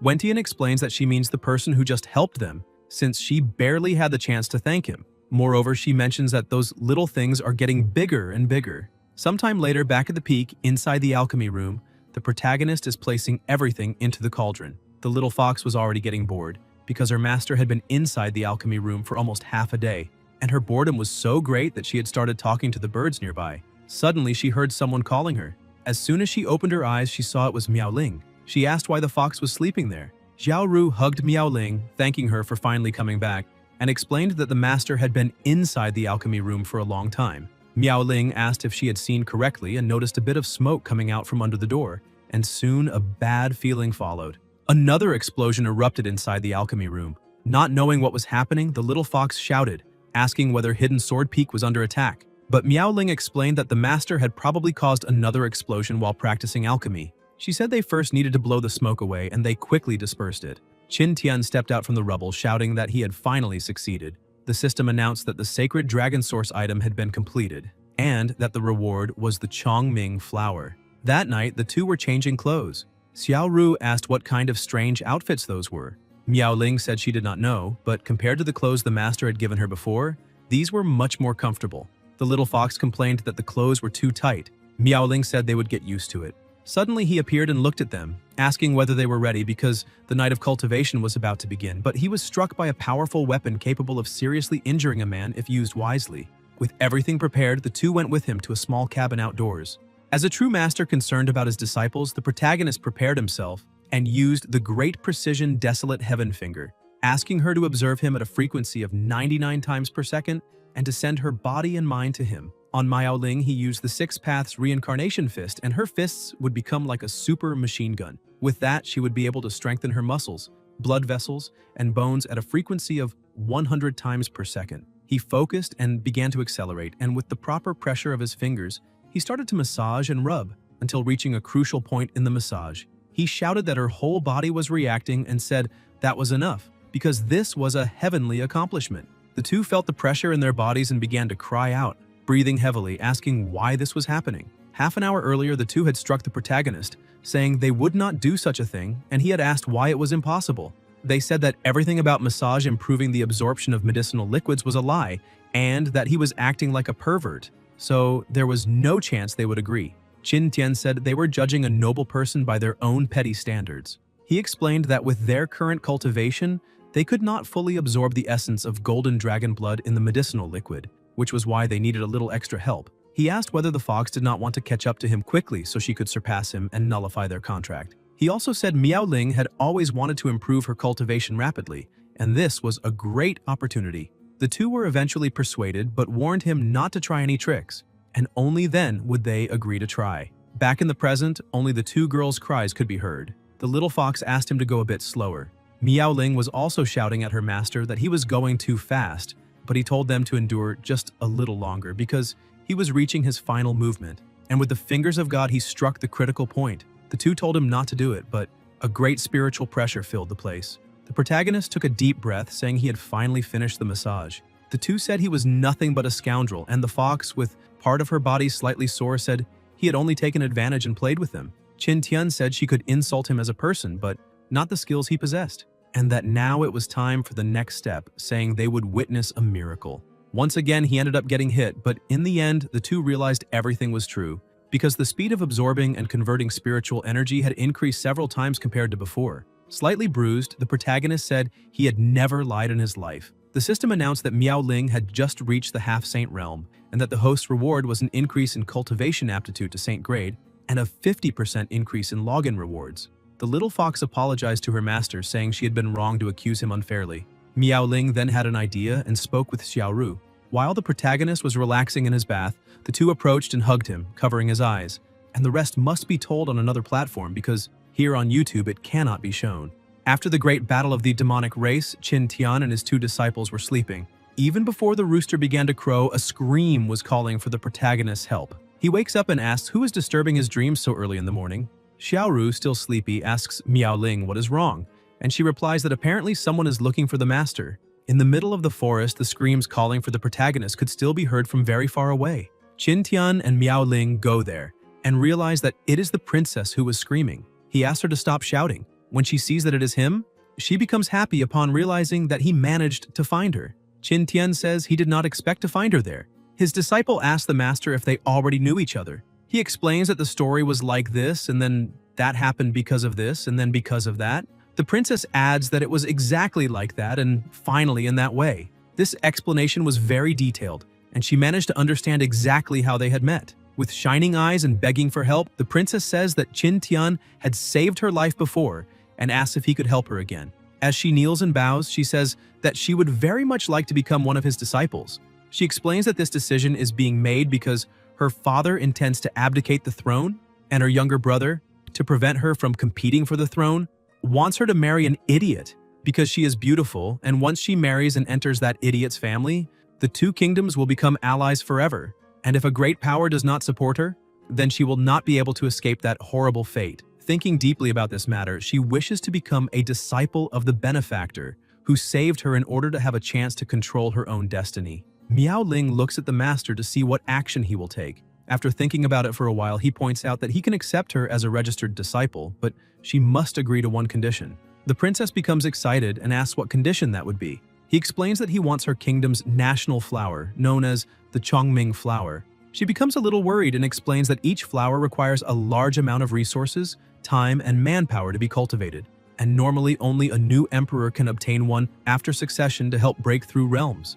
Therefore, she cannot agree to that condition. The protagonist says that it is very simple to resolve this issue because he will help her become the successor, and after that, she can give the flower to him, and asks if she agrees. Both his disciple and the princess are impressed. Even with a little hesitation, she feels confidence in the words of her new master and agrees, promising that she will certainly do her best to help him obtain that flower. With everything settled, he says that from then on she will be his registered disciple and asks her to accompany him. And as soon as the training begins, only screams could be heard. Qin Tian questions why Yilian was running away. The princess kept running as fast as possible, saying that this is nonsense, because if she does not run, she will die right there. The protagonist continues being harsh with her, questioning what kind of expression that is and why there are tears in her eyes. Yilian, completely desperate, says that she is no longer learning and does not want to be the successor anymore, and begins begging for her life. However, the protagonist continues acting harshly and shouts that her tears cannot help her control her own destiny. In addition, she's not allowed to run in his direction. She refuses, screaming desperately that she cannot. The protagonist insists that she stop running, but frightened, she says she cannot because that can really kill a person. Xiaoru asks her older sister if that kind of training the master is giving is really useful. Miaoling just watches, saying that no one knows what is truly good. During the night, only the whisper of a woman could be heard. The prince was on top of the girl, asking if she had not said that she would give everything for him. She screamed the word save, but with tears in his eyes, the prince asks her not to blame him, because the fault for all of that lies with that old immortal and his older sister. They were the ones who condemned her. This is Ming Guanjian, the prince of the Chongming kingdom. The girl still tried to save her own life, but it was of no use. After eliminating the girl, the prince tells the sect master that he agreed to his request and that now he should fulfill his promise. Suddenly, one of the windows opens and a dark energy begins to enter the room. A red-haired man appears telling the prince that he kept his word, and because of that, the demonic sect will spare no effort and promises that he will help him ascend the throne. He is Mo Tianlun, master of the demonic sect. Meanwhile, on the protagonist's peak, Xiaoru was excited, saying that if she could use magic, then they could not blame her for intimidating. Miaoling defends the attack and asks Yilian to act. Xiaoru gets angry because no one had said it would be two against her. Yilian uses her self-sacrifice impact ability. The little fox dodges in fright, saying that if that hit her, it would be her end, because no one uses their ultimate move directly. Miaoling asks Xiaoru to use self-sacrifice impact again. Their training continued, and the protagonist only watched while Miaoling encouraged Yilian. He thinks that scene looks a little familiar, remembering the battle with that thing that looked like a pocket monster. Xiaoru was already out of energy and asked them to wait a bit and take a break. Miaoling praises Yilian, saying that after the master's training a few days ago, she improved a lot. She agrees, however, she points out that she would not like to go through that kind of special training again. The little fox says that at least now she does not focus only on escaping. While they were talking, Xiaoru hears a noise and tells Yilian that her stomach is vibrating. Yilian explains that that is her kingdom's communication device. She explains that the Father Emperor was worried about her, so he gave that to communicate. As soon as she uses the device, she realizes that it is the Father Emperor calling remotely through the communication token. When she answers, the father is completely terrified. She asks what happened, but he only shouts for her not to return and suddenly is attacked from behind, leaving the three shocked. Guanjian appears in the transmission and the princess screams for the Father Emperor, asking him to respond immediately and not let anything happen to him. Guanjian tells his sister that the Father Emperor has already been eliminated and that she herself is to blame for all of this. Horrified by the situation, she says that her brother is lying. He asks why she thinks he would do that because he was about to be named the new emperor. The Father Emperor discovered that she joined the Kunlun sword sect and truly wanted to crown her as the new empress.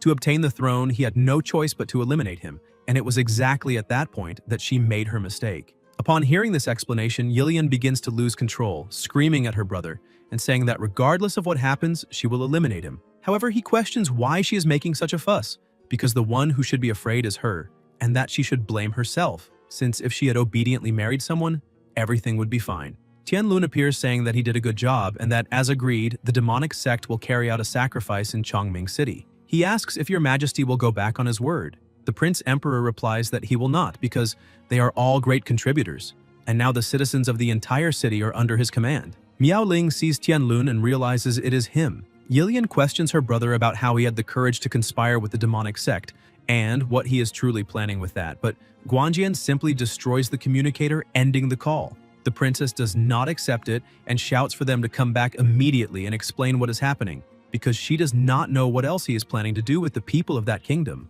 Xiaoru tells the princess that she knows very well how she is feeling. However, she needs to control herself and not panic. The princess asks how she should do that because everyone there heard that the demonic sect wants to sacrifice the people of that kingdom. Xiaoru points to the master, saying that in a situation like this, to save the entire city and defeat Tianlun, who is a half-saint, they must trust in the master's power. The princess ends up agreeing and calls her master, who is eating a delicious watermelon, and he says that it does not seem very problematic. Meanwhile, in the city, people were already trying to run to the gate.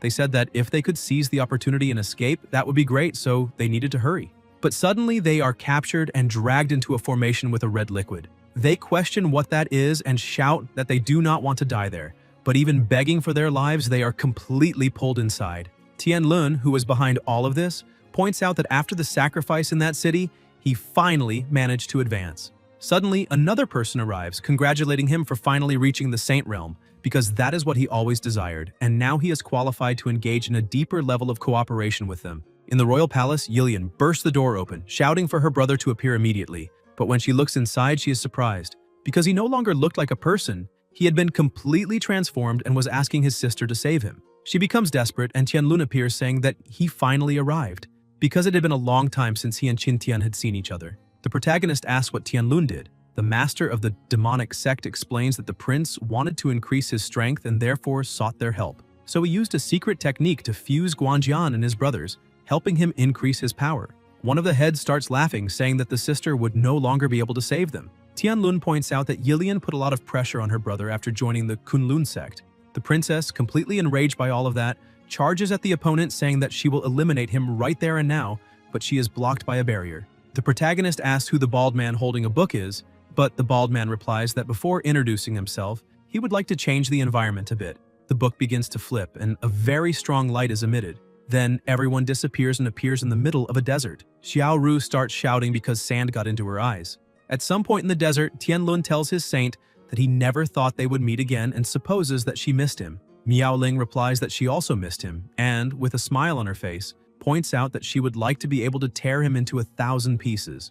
The bald man holding the book tells the protagonist that he would like to introduce himself first and says that his name is Wenna, a disciple of the Saint Realm of the Baldi cult. In addition, he is a clone of the Book of Space, one of the 9 divine books, and his true form is currently rooted with his family, the Qin family, in a myriad of universes. The protagonist is a little confused by the explanation and asks what he means. The book minister tries to explain, but the protagonist interrupts him, saying that now he remembers because he almost forgot. He recalls that night those 2 strange dolls said something strange, and if he remembers correctly, it was, "Son, we are going out to have fun with the servants. Do not worry about us and be careful with the book." Now he understands that this was what his mother meant by being careful with the book, because he thought it would just be another intelligence test to bother him and make him capable of giving up. Apparently his father and mother hid many things, and the next time they meet, he will certainly make them tell all the secrets. The protagonist asks what exactly his family did, and also questions whether he intends to deal with the family. The bald man explains that all of this began in the myriad of universes. After a great explosion that swept through the infinite void, countless universes were born. To prevent these newly born and disordered universes from collapsing, the 9 divine books appeared. Each of them maintained the order of the countless universes, allowing them to develop peacefully, but occasionally variables emerged, such as the protagonist and his parents. The bald man points out that the protagonist disrupts order, leading the myriad of universes to destruction, and therefore they must eliminate variables like Qin Tian. The false Saitama begins absorbing the energy of the universe and explains that now that they have become one, they are invincible, and they must eliminate the protagonist for the peace of the countless universes, and to remove the curse of baldness from the Baldi cult. He politely asks the protagonist to accept dying by his hands. Qin Tian is a little confused, seeing that the book turned into a cape, thinking that this is already going too far. However, he shouts, saying that it is very cool, and asks what kind of magic that is.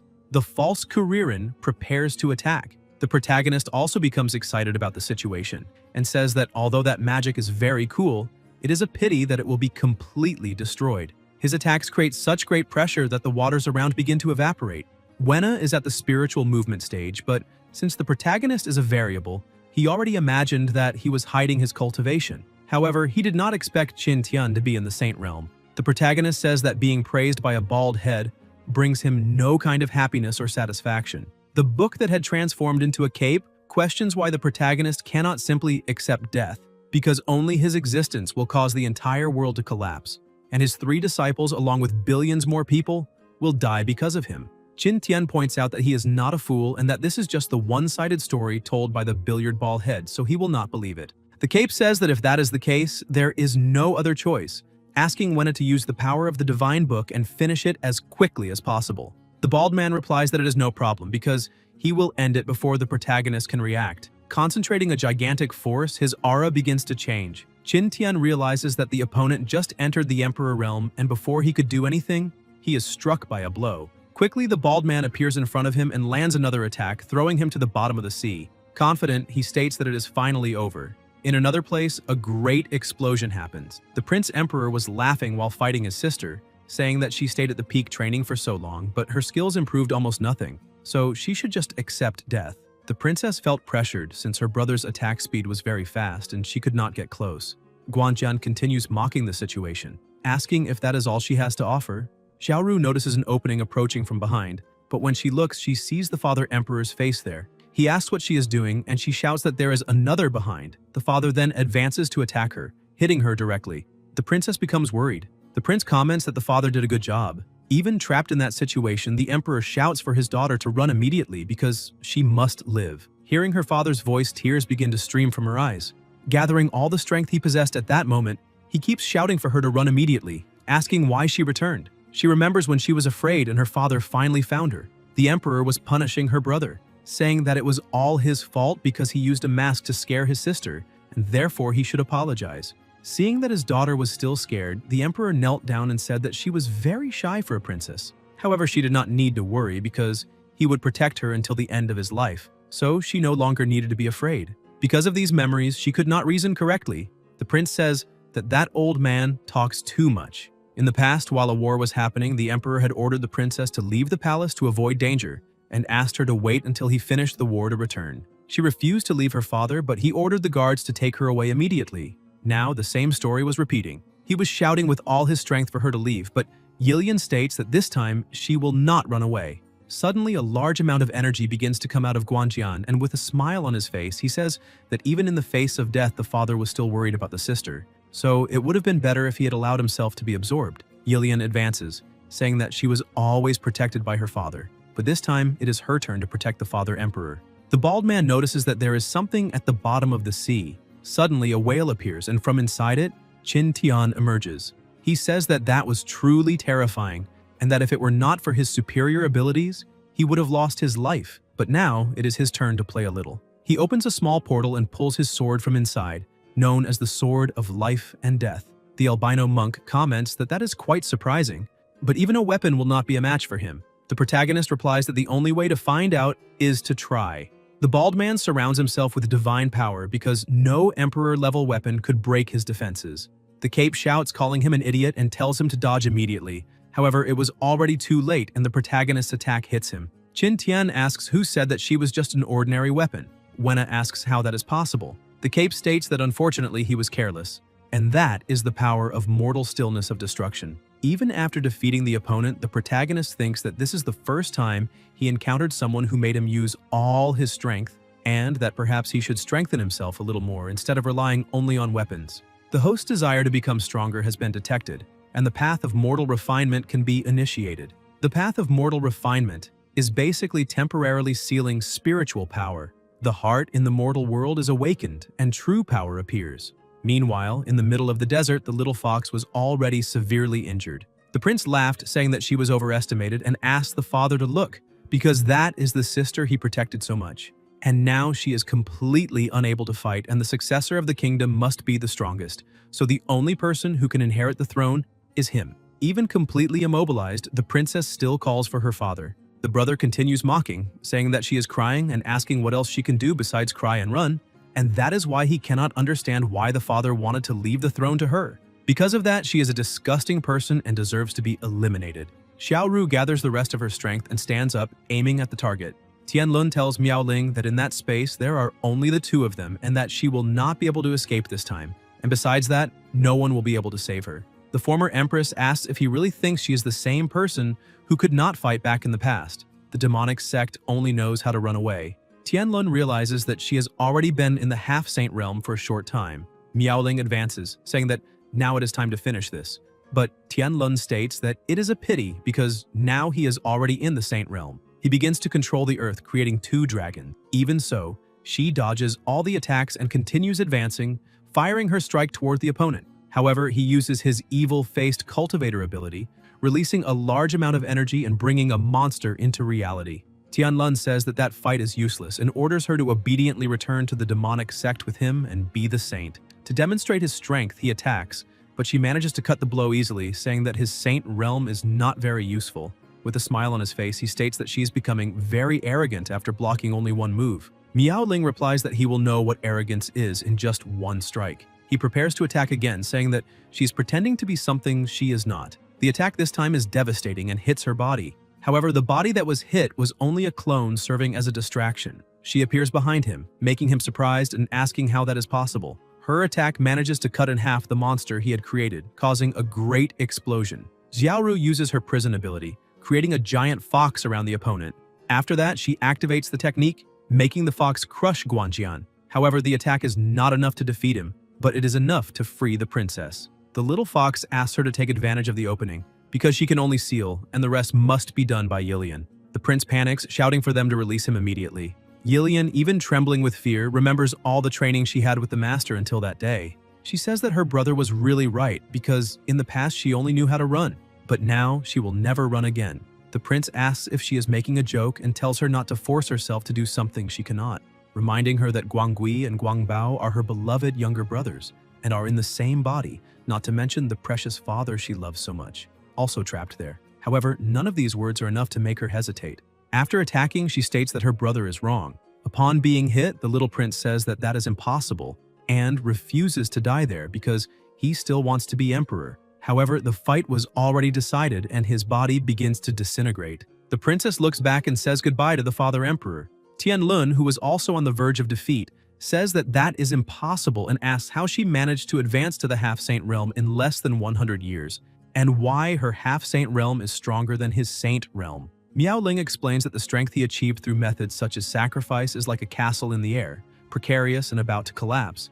Therefore, his strength in the saint realm is basically insignificant compared to hers, a cultivator who reached the half-saint realm through her own effort. He refuses to listen, telling her to shut up, and repeats several times that he is in the saint realm. Like a desperate rat, he tries to attack her, saying that he will absorb her into a cauldron to reach the emperor realm. In that way, he will be able to become the #1 demonic emperor in the entire world. Miao Ling only smiles because she knows that victory was already decided. In the blink of an eye, she appears behind him and suddenly his body splits into two. While Tianlun was lying on the ground, she approaches, asking him not to worry because he will not be alone on his journey. And before delivering the final blow, she promises that soon the demonic sect and the evil path will descend to accompany him. As soon as everyone is defeated, that subspace begins to crack. The little fox realizes that the artificial subspace has begun to collapse. Yilian becomes desperate, asking what will happen to them. Xiaoru explains that normally they will be teleported. The two dolls who had previously appeared to the protagonist appear again. The male doll says that it has been quite some time since they last saw each other, but the woman asks him to stop talking nonsense and get straight to the point. The man says that if he found that fantastic artifact, it means he came into contact with the divine tome, and successfully resolving this great problem means that the puppets will be activated to help him gather the power of the divine tome. The protagonist is surprised to see that the divine tome was being restored. The puppets point out that he probably has many questions and promise to answer all of them as soon as they return. But now he needs to cultivate with full focus and strive with all his might to reach the Emperor realm. Qin Tian holds the book, saying that all of that is very magical, and agrees that he will ascend to the Emperor realm and then wait for them. Sometime later, back in the kingdom, everyone was gathered greeting the new Empress Yilian. She thanks everyone for their presence and respect, and wishes long life to the people of the kingdom. When she looks up, she sees her master and her two older sisters leaving. She remembers that not long ago she had warned that she could not return with them. Her two older sisters hug her, saying that a nation cannot be without a ruler, and that her staying there for the people of the kingdom is more important than anything else. So she should not feel sad because they promise to visit her when they have free time. However, Yilian almost cannot breathe from Miao Ling's tight embrace. The protagonist also says goodbye to her, saying that if she suffers any injustice within that kingdom, she only needs to look for any of them, because Hidden Sword Peak will always be her home, and they will always be her family. She becomes emotional upon hearing that and asks if it is true. Qin Tian replies that yes, and thus she happily says goodbye. Miao Ling asks the master that now that they have the flower he wanted so much, what will be the next destination? The protagonist laughs and says that now they will go to the Forest of Divine Concealment. During the days Miao Ling spent helping Yilian rebuild the Imperial Palace, he was exploring all the places and finally discovered that someone saw traces of the Holy Spirit fruit. The two question whether he was really only looking for the fruit, because they do not quite believe that, but anyway, they agree to go to the Forest of Divine Concealment. In the middle of the forest, a strong storm was taking over the place, and at the center, a small flower was guarded by some snakes. The Forest of Divine Concealment is a forbidden area on the eastern continent of Juzhou, with a territorial area exceeding 5 million square kilometers, which makes it completely colossal. The protagonist does not know how they will manage to find the Holy Spirit fruit. Miaoling has an idea, saying that they should split up to search a larger area and meet again right there at sunset. The fox agrees, saying it is a great idea, and without objections, the protagonist also agrees. With that, each follows a different path, agreeing to return at sunset. The result was as expected. Night had already fallen, and the protagonist was setting up camp. They searched all day and could not find any trace of the Holy Spirit fruit. However, he was very happy because the smell of the food was great, and that was already expected of himself. Now he is one step closer to being able to cook glowing food. Suddenly, he notices movement in a bush. Xiaoru jumps out of it toward him while shouting. Because of that, the meat is thrown far away and falls at Miaoling's feet, who puts it back on the fire. Xiaoru was hugging Qin Tian so tightly that he could barely breathe. After things calm down a bit, they all sit around the campfire. Qin Tian notices that something is wrong and questions what happened between them. He comments that one is cold, like the Ice Queen, and the other panicked, as if she were being chased by a mad dog. The two begin to speak at the same time but stop simultaneously. Qin Tian asks Xiaoru to speak first. She says that in fact she saw people from the Imperial Alliance at the edge of the forest, and that made her panic. The protagonist realizes that he never asked why she was being chased by the Imperial Alliance. She thinks for a moment and begins to explain that when the Great Liang Empire and the Scarlet Sky Empire declared war, both ended up being conquered by other nations. Before the war, she met the emperors of both sides in a secret realm. Therefore, the Imperial Alliance slandered her, claiming that she instigated the war and that everything was her fault. Thus, specialists from the Imperial Alliance under the command of the Alliance leader, Emperor Tian, began to pursue her to prevent such a disaster from happening again. Miaoling becomes confused and says that Xiaoru is the Imperial Princess of Qingqiu, questioning why they did not intervene. She explains that this happened because of the Imperial Alliance's investigation. The entire central continent wants to see her eliminated. Faced with that general pressure, Qingqiu also cannot protect her, and unless they find evidence to prove the Imperial Alliance's slander against her, there is nothing they can do. The protagonist says that he is her master and protector, so he tells her not to worry because he will protect her from any threat and clear her name. Xiaoru jumps on him again, thanking him for being such a good person, but the master tells her not to go around issuing good person certificates to him. Now that he understood what happened to one of his disciples, it is time to know what happened to the other. Miaoling explains that while she was walking, she encountered two people who were questioning what Colonel Kun Yin was looking for by bringing people from the kingdom to the Forest of Divine Concealment. In addition, they had not received any information about what to search for, but they had no choice, because military orders are like mountains. Qin Tian smiles and says that they have lived together for a long time, so Miaoling knows them too well to know that they would not betray her. Therefore, he wants to know what truly happened. Even apprehensive, she agrees, and says that in fact she is a reincarnated person, and in her past life she was the Empress of Cruelty. Xiaoru is surprised, but Qin Tian shows no reaction. This draws their attention, so he notices and pretends to be impressed, saying that she is the reincarnation of the Empress of Cruelty. Miaoling tells the master that it is fine and that he does not need to pretend, because she will not question how he managed to guess her true identity. She explains that in her past life, Emperor Kun Yuan, the old ancestor Wu Shu, and the old ancestor Sui Yu, three specialists at the third level of the Emperor realm, joined forces to explore a forbidden zone of life. However, they ambushed her and trapped her in a previously arranged formation. The three refined her alive using the formation, and the main objective was her low-grade Emperor weapon. Therefore, even if she did not seek revenge, they would deal with her if they met again. The protagonist states that this revenge must be carried out and that no matter the difficulty, he will personally help her. To comfort her, he hands her some meat. However, he becomes confused and asks whether a low-grade Emperor weapon was really that important, asking if she was not at the third level of the Emperor realm. Xiaoru explains that only those in the Emperor realm possess imperial weapons. Many great powers have several specialists in the Emperor realm, but only one imperial weapon. The reason imperial weapons are so scarce is that Zhuzhou does not have suitable materials for forging, and, in addition, lacks people capable of forging imperial weapons. Qin Tian thinks that if only the system would teach him how to forge an imperial weapon, he would be completely prepared. Meanwhile, still during the night, in another place, some people notice that a purple energy comes from the east. A secret realm of a specialist at the peak of the Emperor realm appeared in the mountains on the border between the eastern and central continents. A person explains that the space of the secret realm can only accommodate cultivators below the Saint realm, and all half-saint prodigies of the Shenlin Empire can proceed to obtain treasures. He is from the Shenlin Empire called Lan Yangsheng, currently at the first level of the Emperor realm. Jian Wuchen from the Valley of the Sword God is also at the first level of the Emperor Realm. It is said that the Emperor Realm secret realm appeared, and all half-saint disciples of the Valley of the Sword God can proceed to the border mountains. In the Hyoshan Empire, the Ice Empress Zhuan, at the third level of the Emperor Realm, orders that the half-saint prodigies of the Hyoshan Empire must go to the border mountains to have some fun. Meanwhile, in the middle of the forest, a great explosion was happening. Colonel Kuan Yin was ordering the members of the Imperial Alliance to disappear, because the soldiers of the Kun Yuan Empire were the first to discover the Holy Spirit fruit. But one of the Alliance members asked where the soldiers are because it is somewhat strange since they all seem dead. Those are the half-saints of the Imperial Alliance, the three Wuyan brothers, Wuding and Wuxi, who will take that treasure, but the colonel refuses to give up, saying that it is a gift for the great emperor. The brothers say that coincidentally, the leader of the Imperial Alliance also wants that flower. While they were arguing because of that, the protagonist only watched.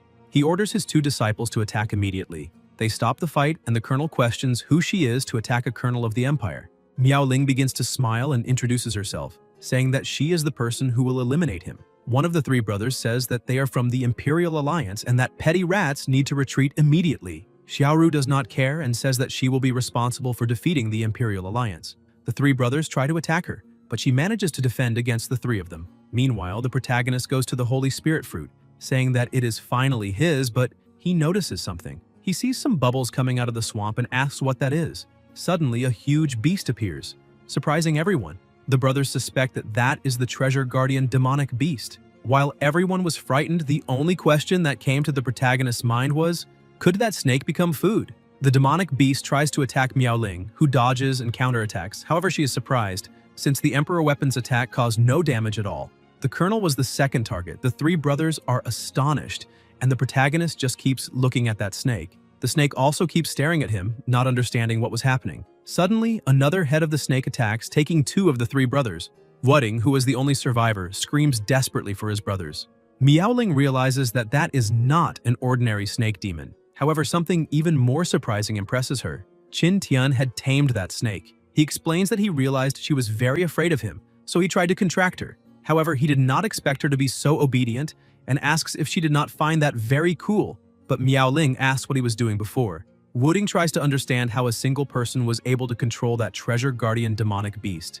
Qin Tian removes the sword from his head and asks his disciple how she can simply throw such a big sword around. She shouts back, saying that this time she will really eliminate him. Wuding, who was still confused, asks who that guy really is. The protagonist looks at him and asks if he really is not going to leave and orders the snake to attack him. Wuding simply runs away, asking for help. Meanwhile, Qin Tian keeps looking at the fruit, saying that something very strange is happening since he cannot remember. Xiaoru, who is hiding, trembling in fear of the snake, is surprised when Qin Tian shows her his new pet, saying that the name is Yamata no Orochi, but her fear was so great that she was stunned, shouting for him not to come any closer. The protagonist asks if she does not find her cute. However, he did not expect her to be so afraid of snakes. Miao Ling tries to understand this logic, saying that the brother they faced last time also had a snake body, so why is she so afraid now? But Xiaoru becomes confused, asking if that is not a two-headed snake. However, she concludes that snakes are still more frightening. After so long back at Aurora Sword Peak, the two were eating ice cream. Xiaoru asks if Miao Ling thinks it will explode this time. She says yes, since every time it explodes. The two were looking at the alchemy room and suddenly another explosion happens. But they were no longer surprised since it happened every time. The protagonist celebrated because he finally succeeded with the rejuvenation pill. Taking it below the third level of the Saint Realm can increase cultivation by one minor realm. It is only effective the first time it is consumed. The two say that he really is amazing, praising him for creating a great item, but first he should change clothes. While he was changing clothes, he asked them to go back and refine the pill, and afterward he needs her to go to a place. Miao Ling asks where that place is, but the protagonist says it is a secret and that when she arrives there, she will know. She thinks he is very mysterious, but he hands the pill to her, telling her to go back and consume it. After that, she needs to focus on refining it, and once she finishes, they will meet. In addition, he explains that consuming it below the third level of the Saint Realm can increase cultivation by one minor realm. Therefore, he cannot help her with this refinement. Miao Ling becomes delighted, asking if that is really for her and if it is okay for her to use it. Xiao Ru had shining eyes of envy, and the protagonist says that it is for her and asks if she does not want it.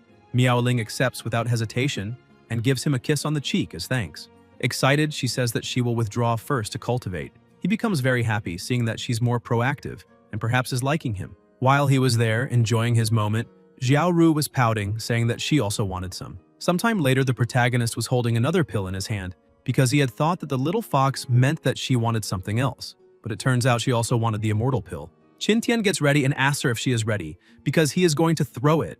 With her tail wagging from side to side, he tells her to open her mouth and throws it to her. She jumps and manages to catch it and is amazed by the taste. The protagonist looks at her tail and hugs it, saying that it is very cute. Xiaoru feels something in her body and he says that it is exactly as he imagined, comfortable and beautiful. The little fox says that her master is nothing but a pervert and asks if he does not know that the tails of the Fox clan cannot be touched randomly, but the protagonist kept holding it, saying that he did not know that and asking what is wrong with letting him touch it a few times. She explains that only a partner can touch the tail of someone from the Fox clan, and how will she get married like that in the future? However, he ends up falling asleep on the tail, saying that it is fine because he will support her in the future. The next day, the protagonist was making a prayer to all kinds of possible gods, asking them to appear, and upon confirming, asks all these gods to appear to him.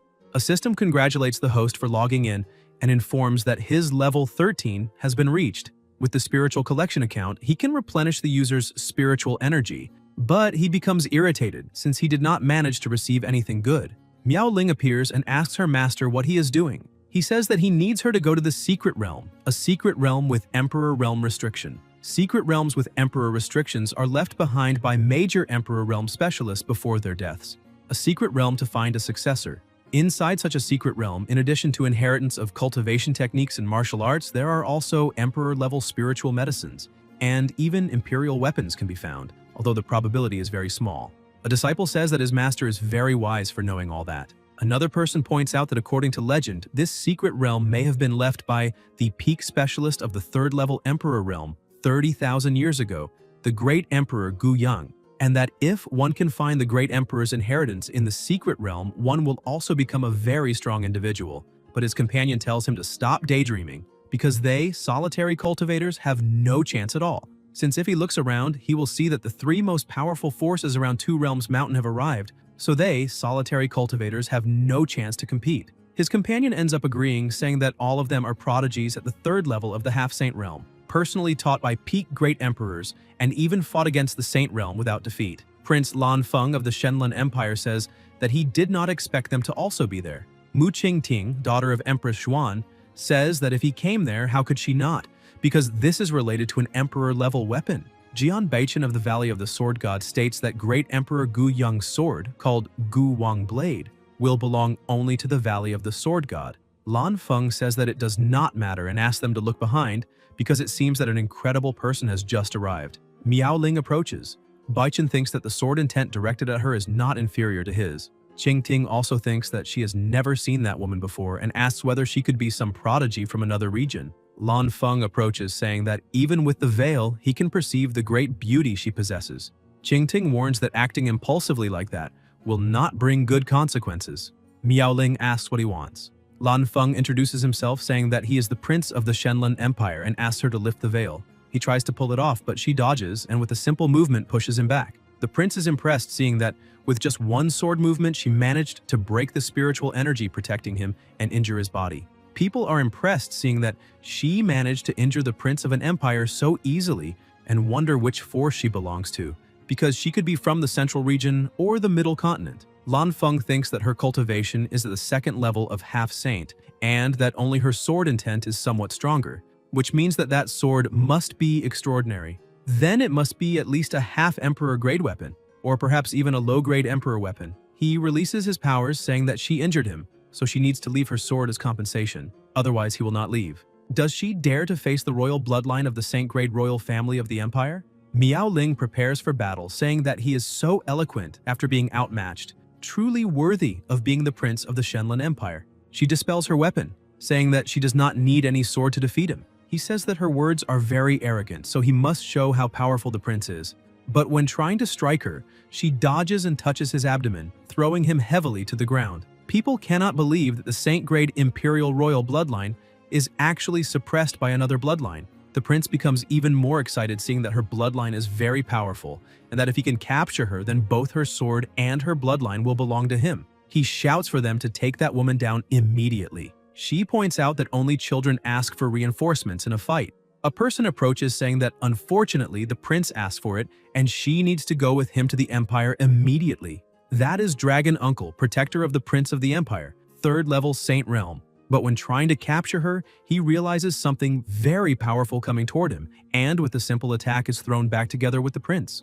Dragon asks what that is and whether it is a protector. Miaoling questions what is wrong, because if there is a protector on one side, there should be one on the other as well. The protagonist tells her that he will not leave there because he can suppress them even from the shadows. Dragon Uncle realizes that the strength is terrifying and tells His Highness that they must retreat for now and make a plan after entering the secret realm. The prince ends up agreeing and says that he will let her go for now. People question why they stopped fighting, because if they continued and ended up injured, there would be 2 fewer to compete. However, one of them says they're wishing for the impossible, and besides, once they enter the secret realm, they need to stay away from those 2 because they will probably fight again.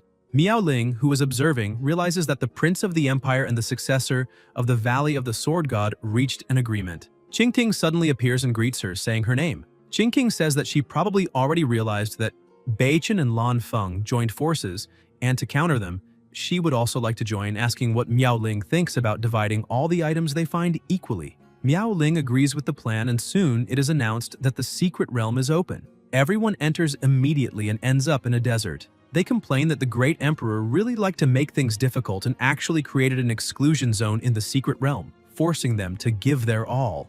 With great effort, Baichen and Lan Feng reach the entrance of the ancient emperor's city, but some people ended up along the way. As soon as some people enter, the doors close.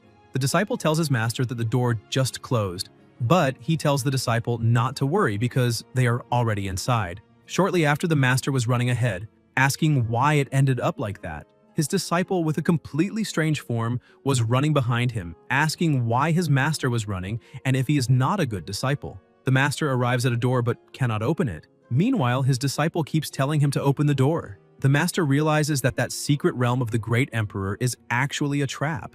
Not only is flying forbidden, but as soon as they entered the city, their magic was also sealed and they were turned into mortals.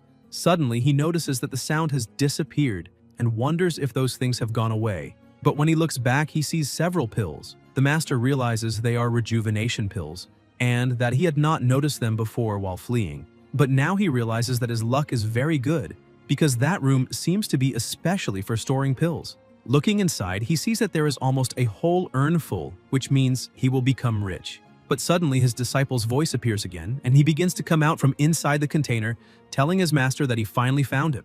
The disciple keeps coming out of that jar and crawls across the floor, telling his master not to run again and calling him to go straight to hell. Outside, 3 people were watching as the protagonist approached. Jian Wuchen from the Sword God Valley, Prince Lan Yang from the Shenlin Empire, and Mu Yun from the Hyoshan Empire. He realizes that everyone has already arrived, and with a smile on his face says that he had a premonition that the reward the system will give this time will be extraordinary. He takes a look at the system and says that his disciple also needs to speed up her progress. Meanwhile, inside, the 4 were standing before a statue. A mini protagonist comes out from the middle of its chest, saying that this is very strange and asking if all of them are possessed. He realizes that this is not good at all, because that statue was absorbing the life energy of his disciple and the others. And even while miniature, with a simple strike, he manages to destroy the statue's plan, which opens its eyes asking who did that. Everyone begins to regain consciousness and realizes that after they entered the secret realm, they fell into an illusion without noticing. Lan Feng says that that bronze figure absorbed the blood of those deceased people and asks if its plan is to resurrect. Baichen explains that that bronze figure may be the vessel of the deceased Great Emperor, and that this is not a secret realm but was deliberately created by the Great Emperor for resurrection. The statue begins to rise, saying that since everyone discovered it, then everyone will die there. Qingting points out that only the 4 of them remain, so they need to unite. Lan Feng agrees, saying this is the only way. The statue releases its power, saying that only a few half-saints dare to speak with such boldness there, and that now that it has regained its power to the level 2 half-saint realm, they must obediently become nourishment so that it can enter the Emperor realm. The 4 prepare to fight together, and the statue also charges forward, saying it will show the Great Emperor's combat techniques. The pressure of the fight is so great that it causes a huge explosion, destroying that place. The bronze statue is defeated, and the 4 safely return outside. As soon as they come out, Lan Feng believes that the Great Emperor's storage ring is in that woman's hand. Baichen also says that the sword is with Qing Ting. Xuan asks the two if they really intend to provoke a war between the nations. Yang Sheng tells her not to joke, because how could he act against the Empire's princess? Wu Qin says he only wants the sword that is with the princess. Yang Sheng says that they are right, so it is 2 against 1 and she will not be able to handle it. Wu Qin makes a deal with Yang Sheng, saying that the Emperor's weapon belongs to the Sword God Valley and that other girl can stay with him, because the sword she holds in her hands is also extraordinary. Besides, she obtained other treasures, so he will not be at a disadvantage. Yang Sheng agrees with the division, but Zhuan prepares to fight, saying she will not let them succeed. Before the fight could begin, she is surprised.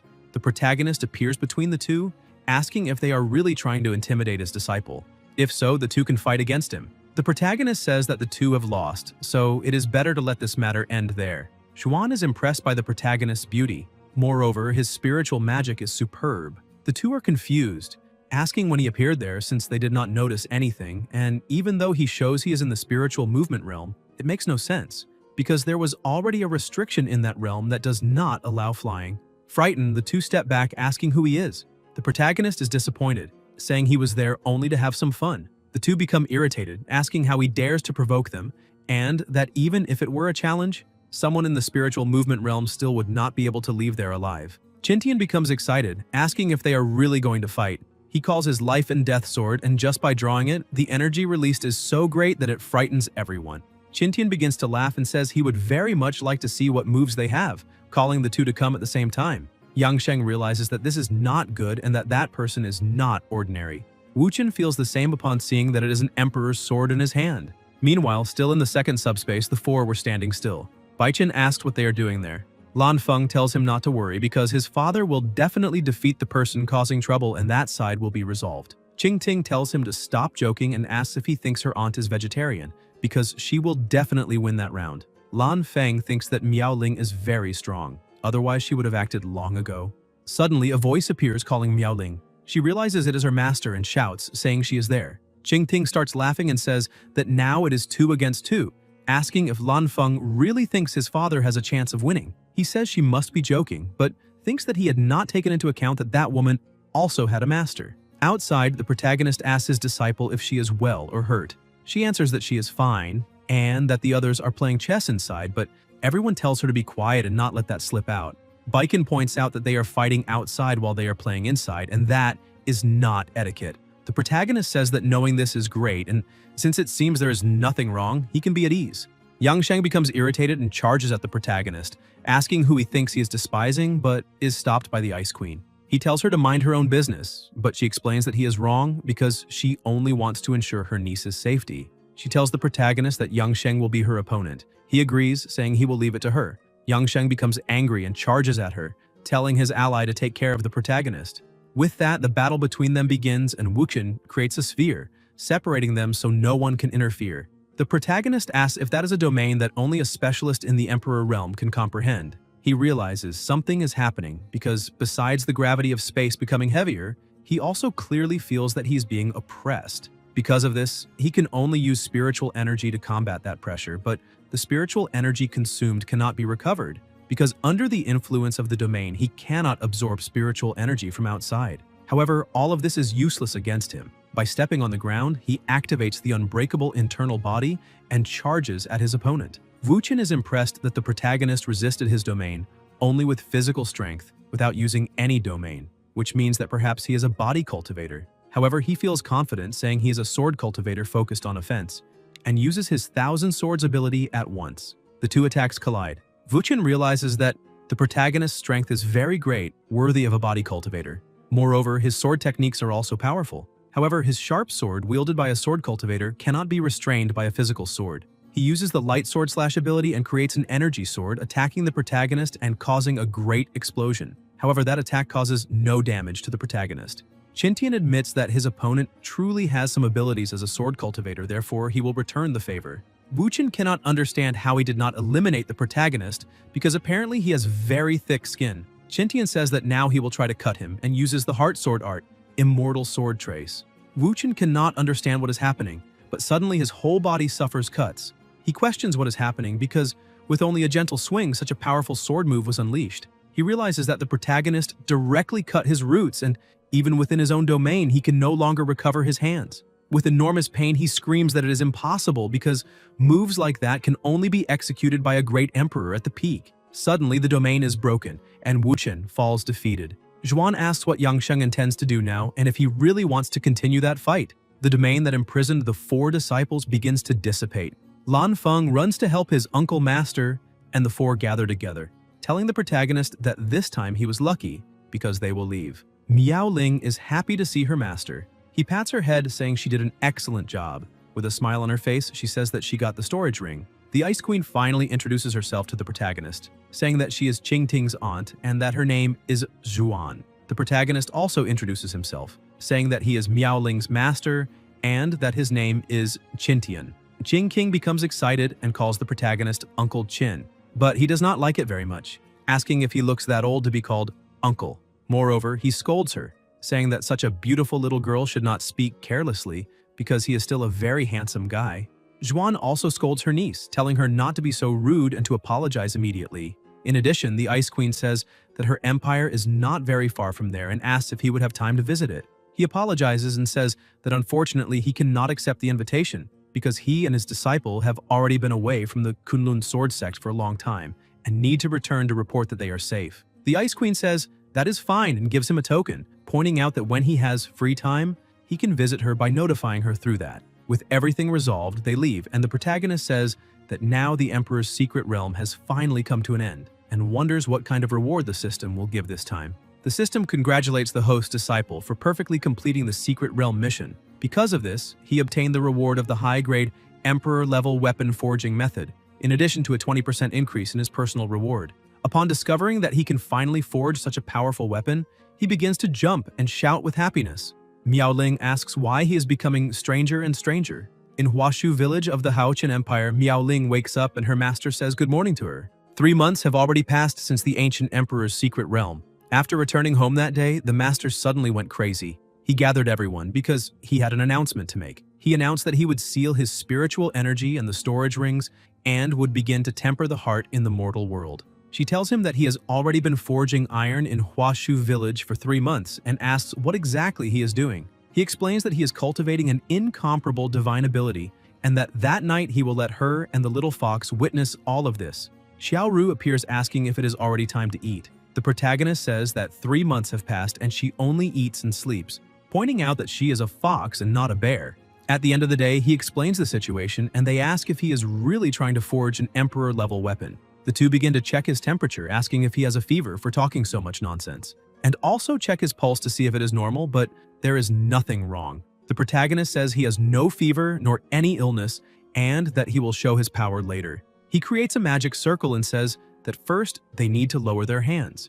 He explains that this is because his spiritual energy is sealed, so he will leave the manipulation of the forging platform and formations to Miao Ling. He prepares himself and begins to rapidly hammer the iron, using the 10,000-layer heavenly hammer technique. Miao Ling says that it is a terrifying forging method. The strength of each strike increases by half compared to the previous one, and no matter how much it increases, the ideal point of impact can always be found, continuously removing impurities without damaging the embryo.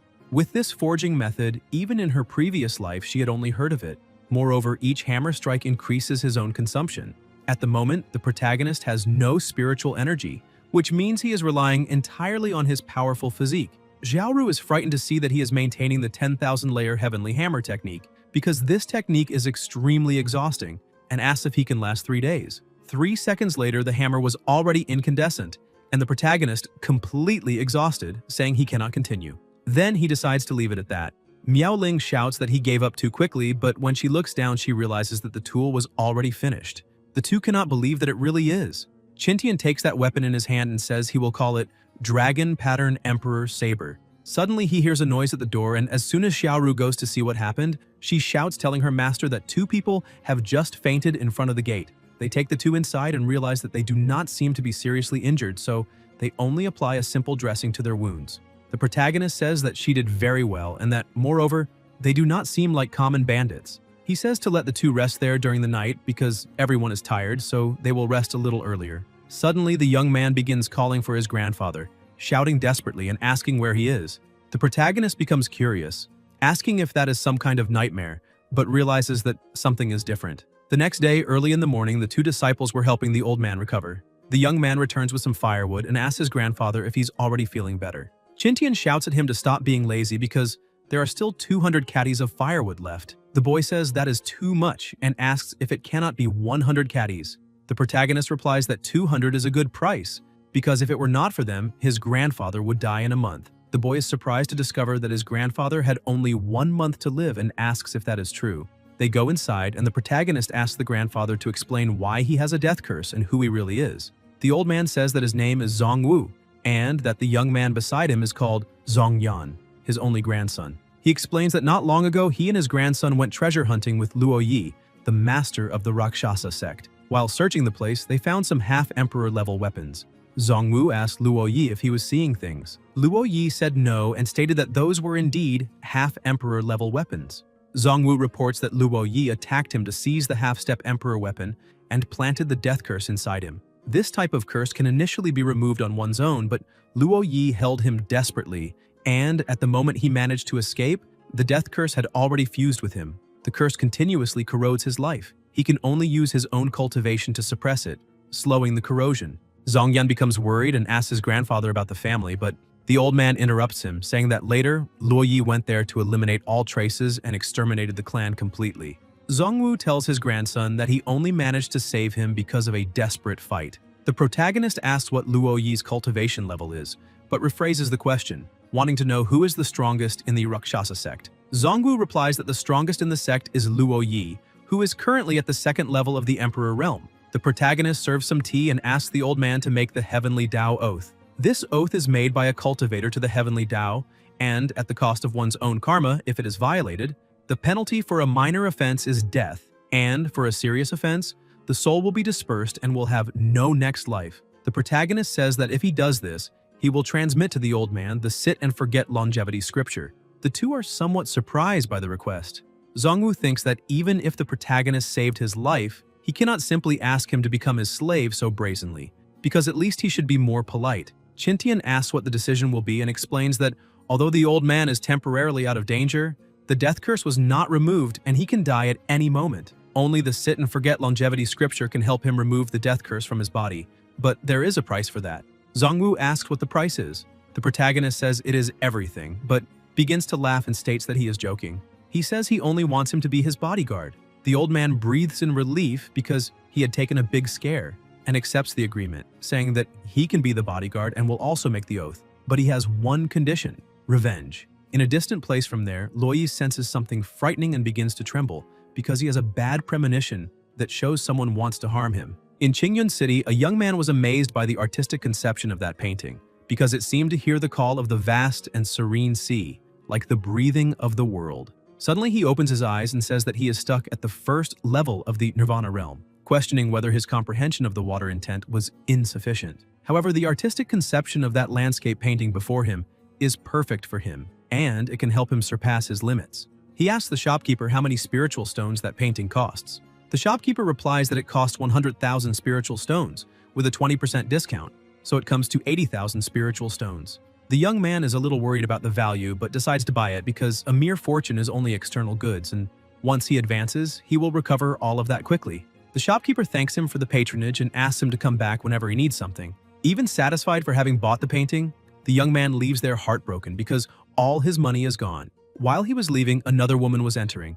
Upstairs, Chintian and Miao Ling were observing things. She asked her master if he really left the village where he was and went to that neighboring city to sell paintings. He answers that that is right because from what he managed to understand, that place is the liveliest there is. She asks if that is really it because it seems that it is not just about selling paintings. The protagonist says that she needs to believe a little more in her master. Suddenly, a woman comes out of the house calling guests to play, saying that the girls were already all awake, with 50% discount during the day. Miao Ling immobilizes her master, saying that she already knew that it was not just about selling paintings and that with 50% discount, it will be very convenient for him to go down. He thinks that this time his arm will not withstand it, but in fact, he only wanted to complete the system mission. In the first mission, he needed to obtain 1 million spiritual stones, but the reward was unknown. In the second mission, he needed to gain the admiration of 1 million people and the reward was also unknown. During the night, Zongwoo goes to the protagonist and asks if he was calling him.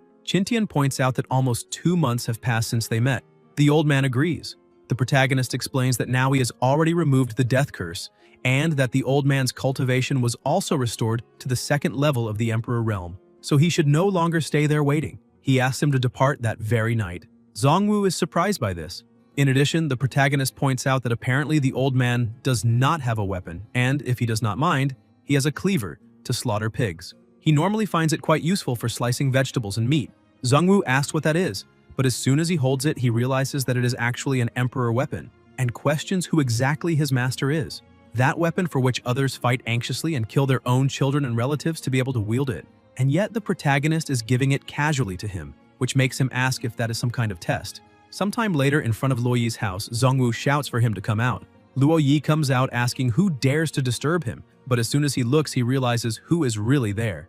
Luo Yi says that he searched for that old man for a long time, but did not expect that he would deliver himself to his door. Zongwoo prepares to fight and says that he would very much like to see if he will be able to laugh after that. But as soon as they see the weapon he is holding, everyone begins to laugh, saying that if he does not have a weapon to fight, they can lend one. Zongwoo tells them to stop nonsense, because he will avenge his entire clan there and now. Luo Yi continues mocking and apologizes, saying that the dignified head of the Zong family brought a kitchen knife to fight someone, so he cannot help laughing. He asks if the family did not give him money to buy a worthy weapon to fight, but then says that he finally remembered that the entire family was already annihilated by him.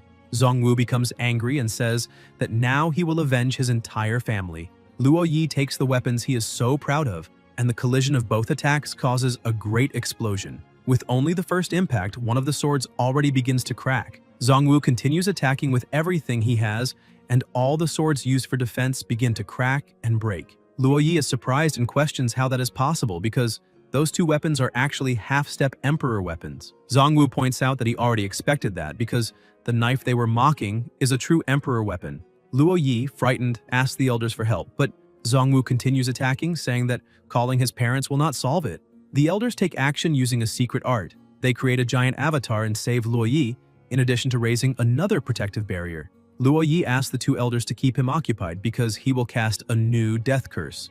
The elders begin to fight and Zongwoo merely dodges the attacks, asking if Luo Yi really believes that hiding behind a turtle shell means he is untouchable, because that only shows that he underestimates the power of an emperor-level weapon. With only one attack, he manages to completely slice that defense, causing an explosion that throws the elders far away. Zongwoo advances quickly, saying that no one can stand in his way and that now he will end all of that.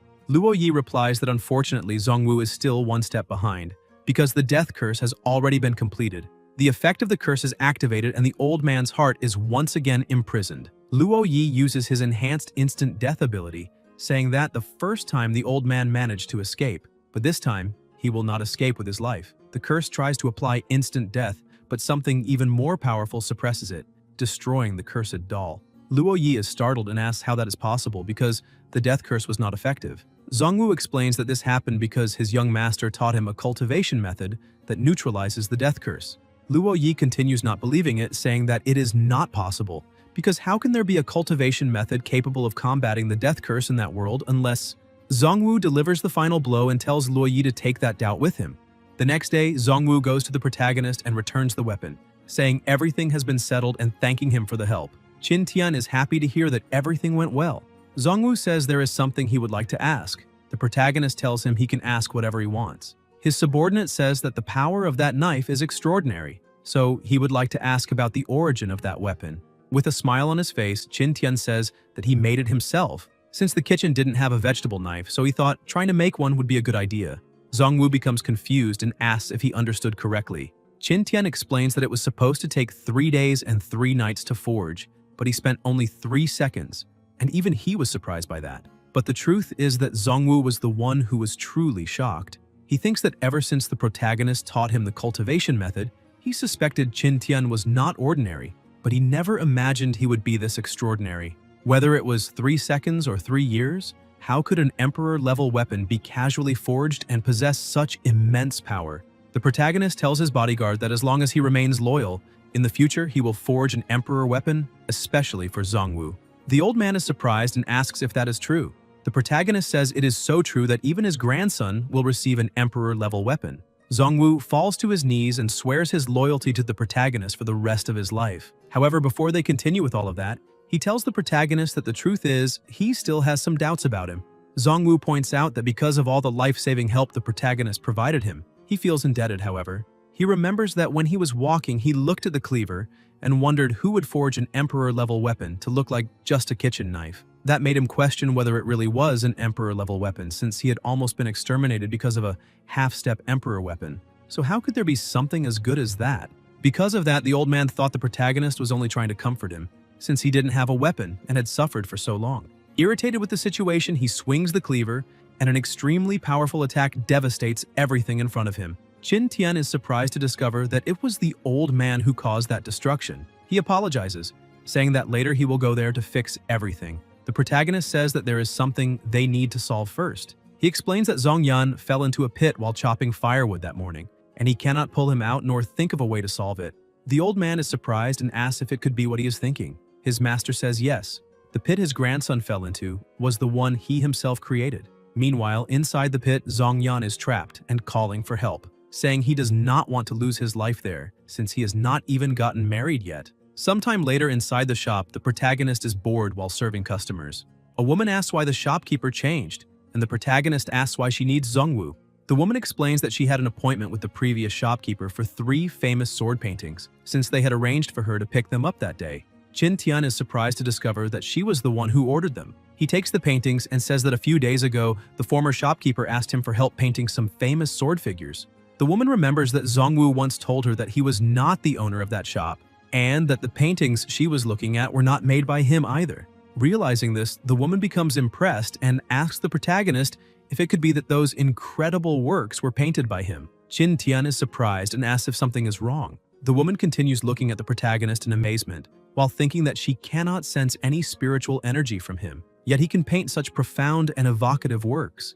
Perhaps he is a veteran in the Emperor realm. The woman notices a book on the table and asks the protagonist if he also wrote it and if she may take a look. He says yes, since he has no problem with that. In the book it was written, "Legend says that 800 years ago 2 celestial maidens from the immortal realm, bound by fate, reincarnated into the mortal world as snakes, later transforming into the beautiful women known as Bai Suzhen and Green Snake. On a rainy day, Suzhen met the apothecary's assistant Shu Xian on a bridge. While the protagonist serves another customer, the woman reads with complete attention. She is surprised by the story. It is very interesting, but when she reaches the last page, it says that the story continues. She almost collapses, asking why there is no more continuation. Qin Tian asks her what she thinks about the legend of the green snake that he wrote. She praises it, saying it is very good and very interesting, but she found it a little short since she liked the story so much. The protagonist explains that he is still writing it, which is why the story is short. He thinks that he is not the original author and writing from memories of the real world is a bit tiring. The woman, completely enchanted with the story, thinks that she has finally found what she was looking for. She asks if Qin Tian would accept her company printing and selling that story. She introduces herself, saying her name is Lin Wan, and that the Lin Corporation is one of the 2 largest corporations in Qingyun City.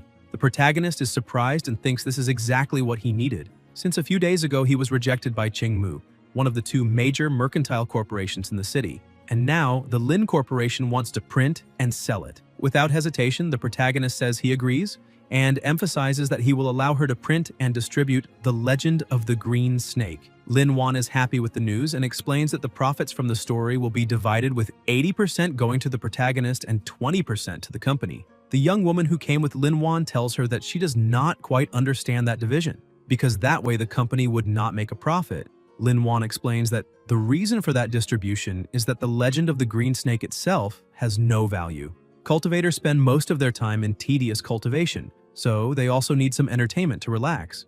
Reading is a way for cultivators to relax and have fun. Therefore, the goal of the Legend of the Green Snake is to attract customers. The more people read it and think it is good, the more they will remember the company that sold it to them. The customer flow of the Merchant Guild will naturally increase.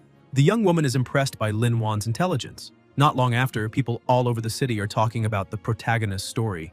A woman runs to her father shouting that something is wrong. Her father asks what is happening and why she is in such a hurry. The woman explains that the Legend of the Green Snake, published by the Lin Corporation, has caused a huge stir in the city and attracted many people. She emphasizes that their company is in a very passive position, and that half a month ago they bought a large batch of goods, and if they cannot sell them soon, the corporation may face a shortage of spirit stones for circulation. She is Qing Yu from the Qing Corporation. Her father is surprised and asks what she said, telling her to quickly summon all the shopkeepers and managers of the city branch for a meeting. He is Qing Hongming of the Qing Corporation. Soon after, the meeting begins and he tells everyone to think of a solution quickly, otherwise all of them may fall. Chen An is somewhat uneasy during the meeting. Li Li notices this and tells the master that he needs to report a situation. Chen An thinks that Bastard is trying to step over him to move forward. Chen An had rejected the protagonist's proposal and told him to leave, saying the corporation does not accept things useless to cultivators and that, moreover, Greensnake is very bad. Li Li reports that a young man from the public school brought them The Legend of the Greensnake to publish, but shopkeeper Chen An refused without even looking at it. Otherwise, the company would not be facing that crisis. Chen An throws himself to his knees on the ground, saying he was temporarily confused and asking for another chance, promising he will find a way to correct that mistake. To try to solve the situation, Chen An goes to the protagonist's shop and kneels down, begging for forgiveness, saying that this humble one had eyes but could not recognize Mount Tai. Therefore, he asks for the protagonist's magnanimity to forgive such an error. He says he is there to offer sincere apologies and begs the protagonist not to hold a grudge, asking if he could reconsider that matter. Qing Yu, who is with him, thinks this is excellent because since Qin Tian had approached their corporation before, it shows he still has a favorable impression. So, as long as Chen An apologizes sincerely and perhaps offers more spirit stones, they might even be able to recruit him. The protagonist says he accepts the apology but will not forgive him, and tells him to leave because the weather has been very cold lately, so he is closing the shop since there is nothing more to do. Qing Yu is surprised by that answer and tries to intervene, asking the protagonist to wait a moment. She says that since he has shown so much sincerity, perhaps Qin Tian should consider cooperating with them again. Guys, if you enjoyed the video, leave a like, comment, and subscribe to the channel so you don't miss new content. Thank you.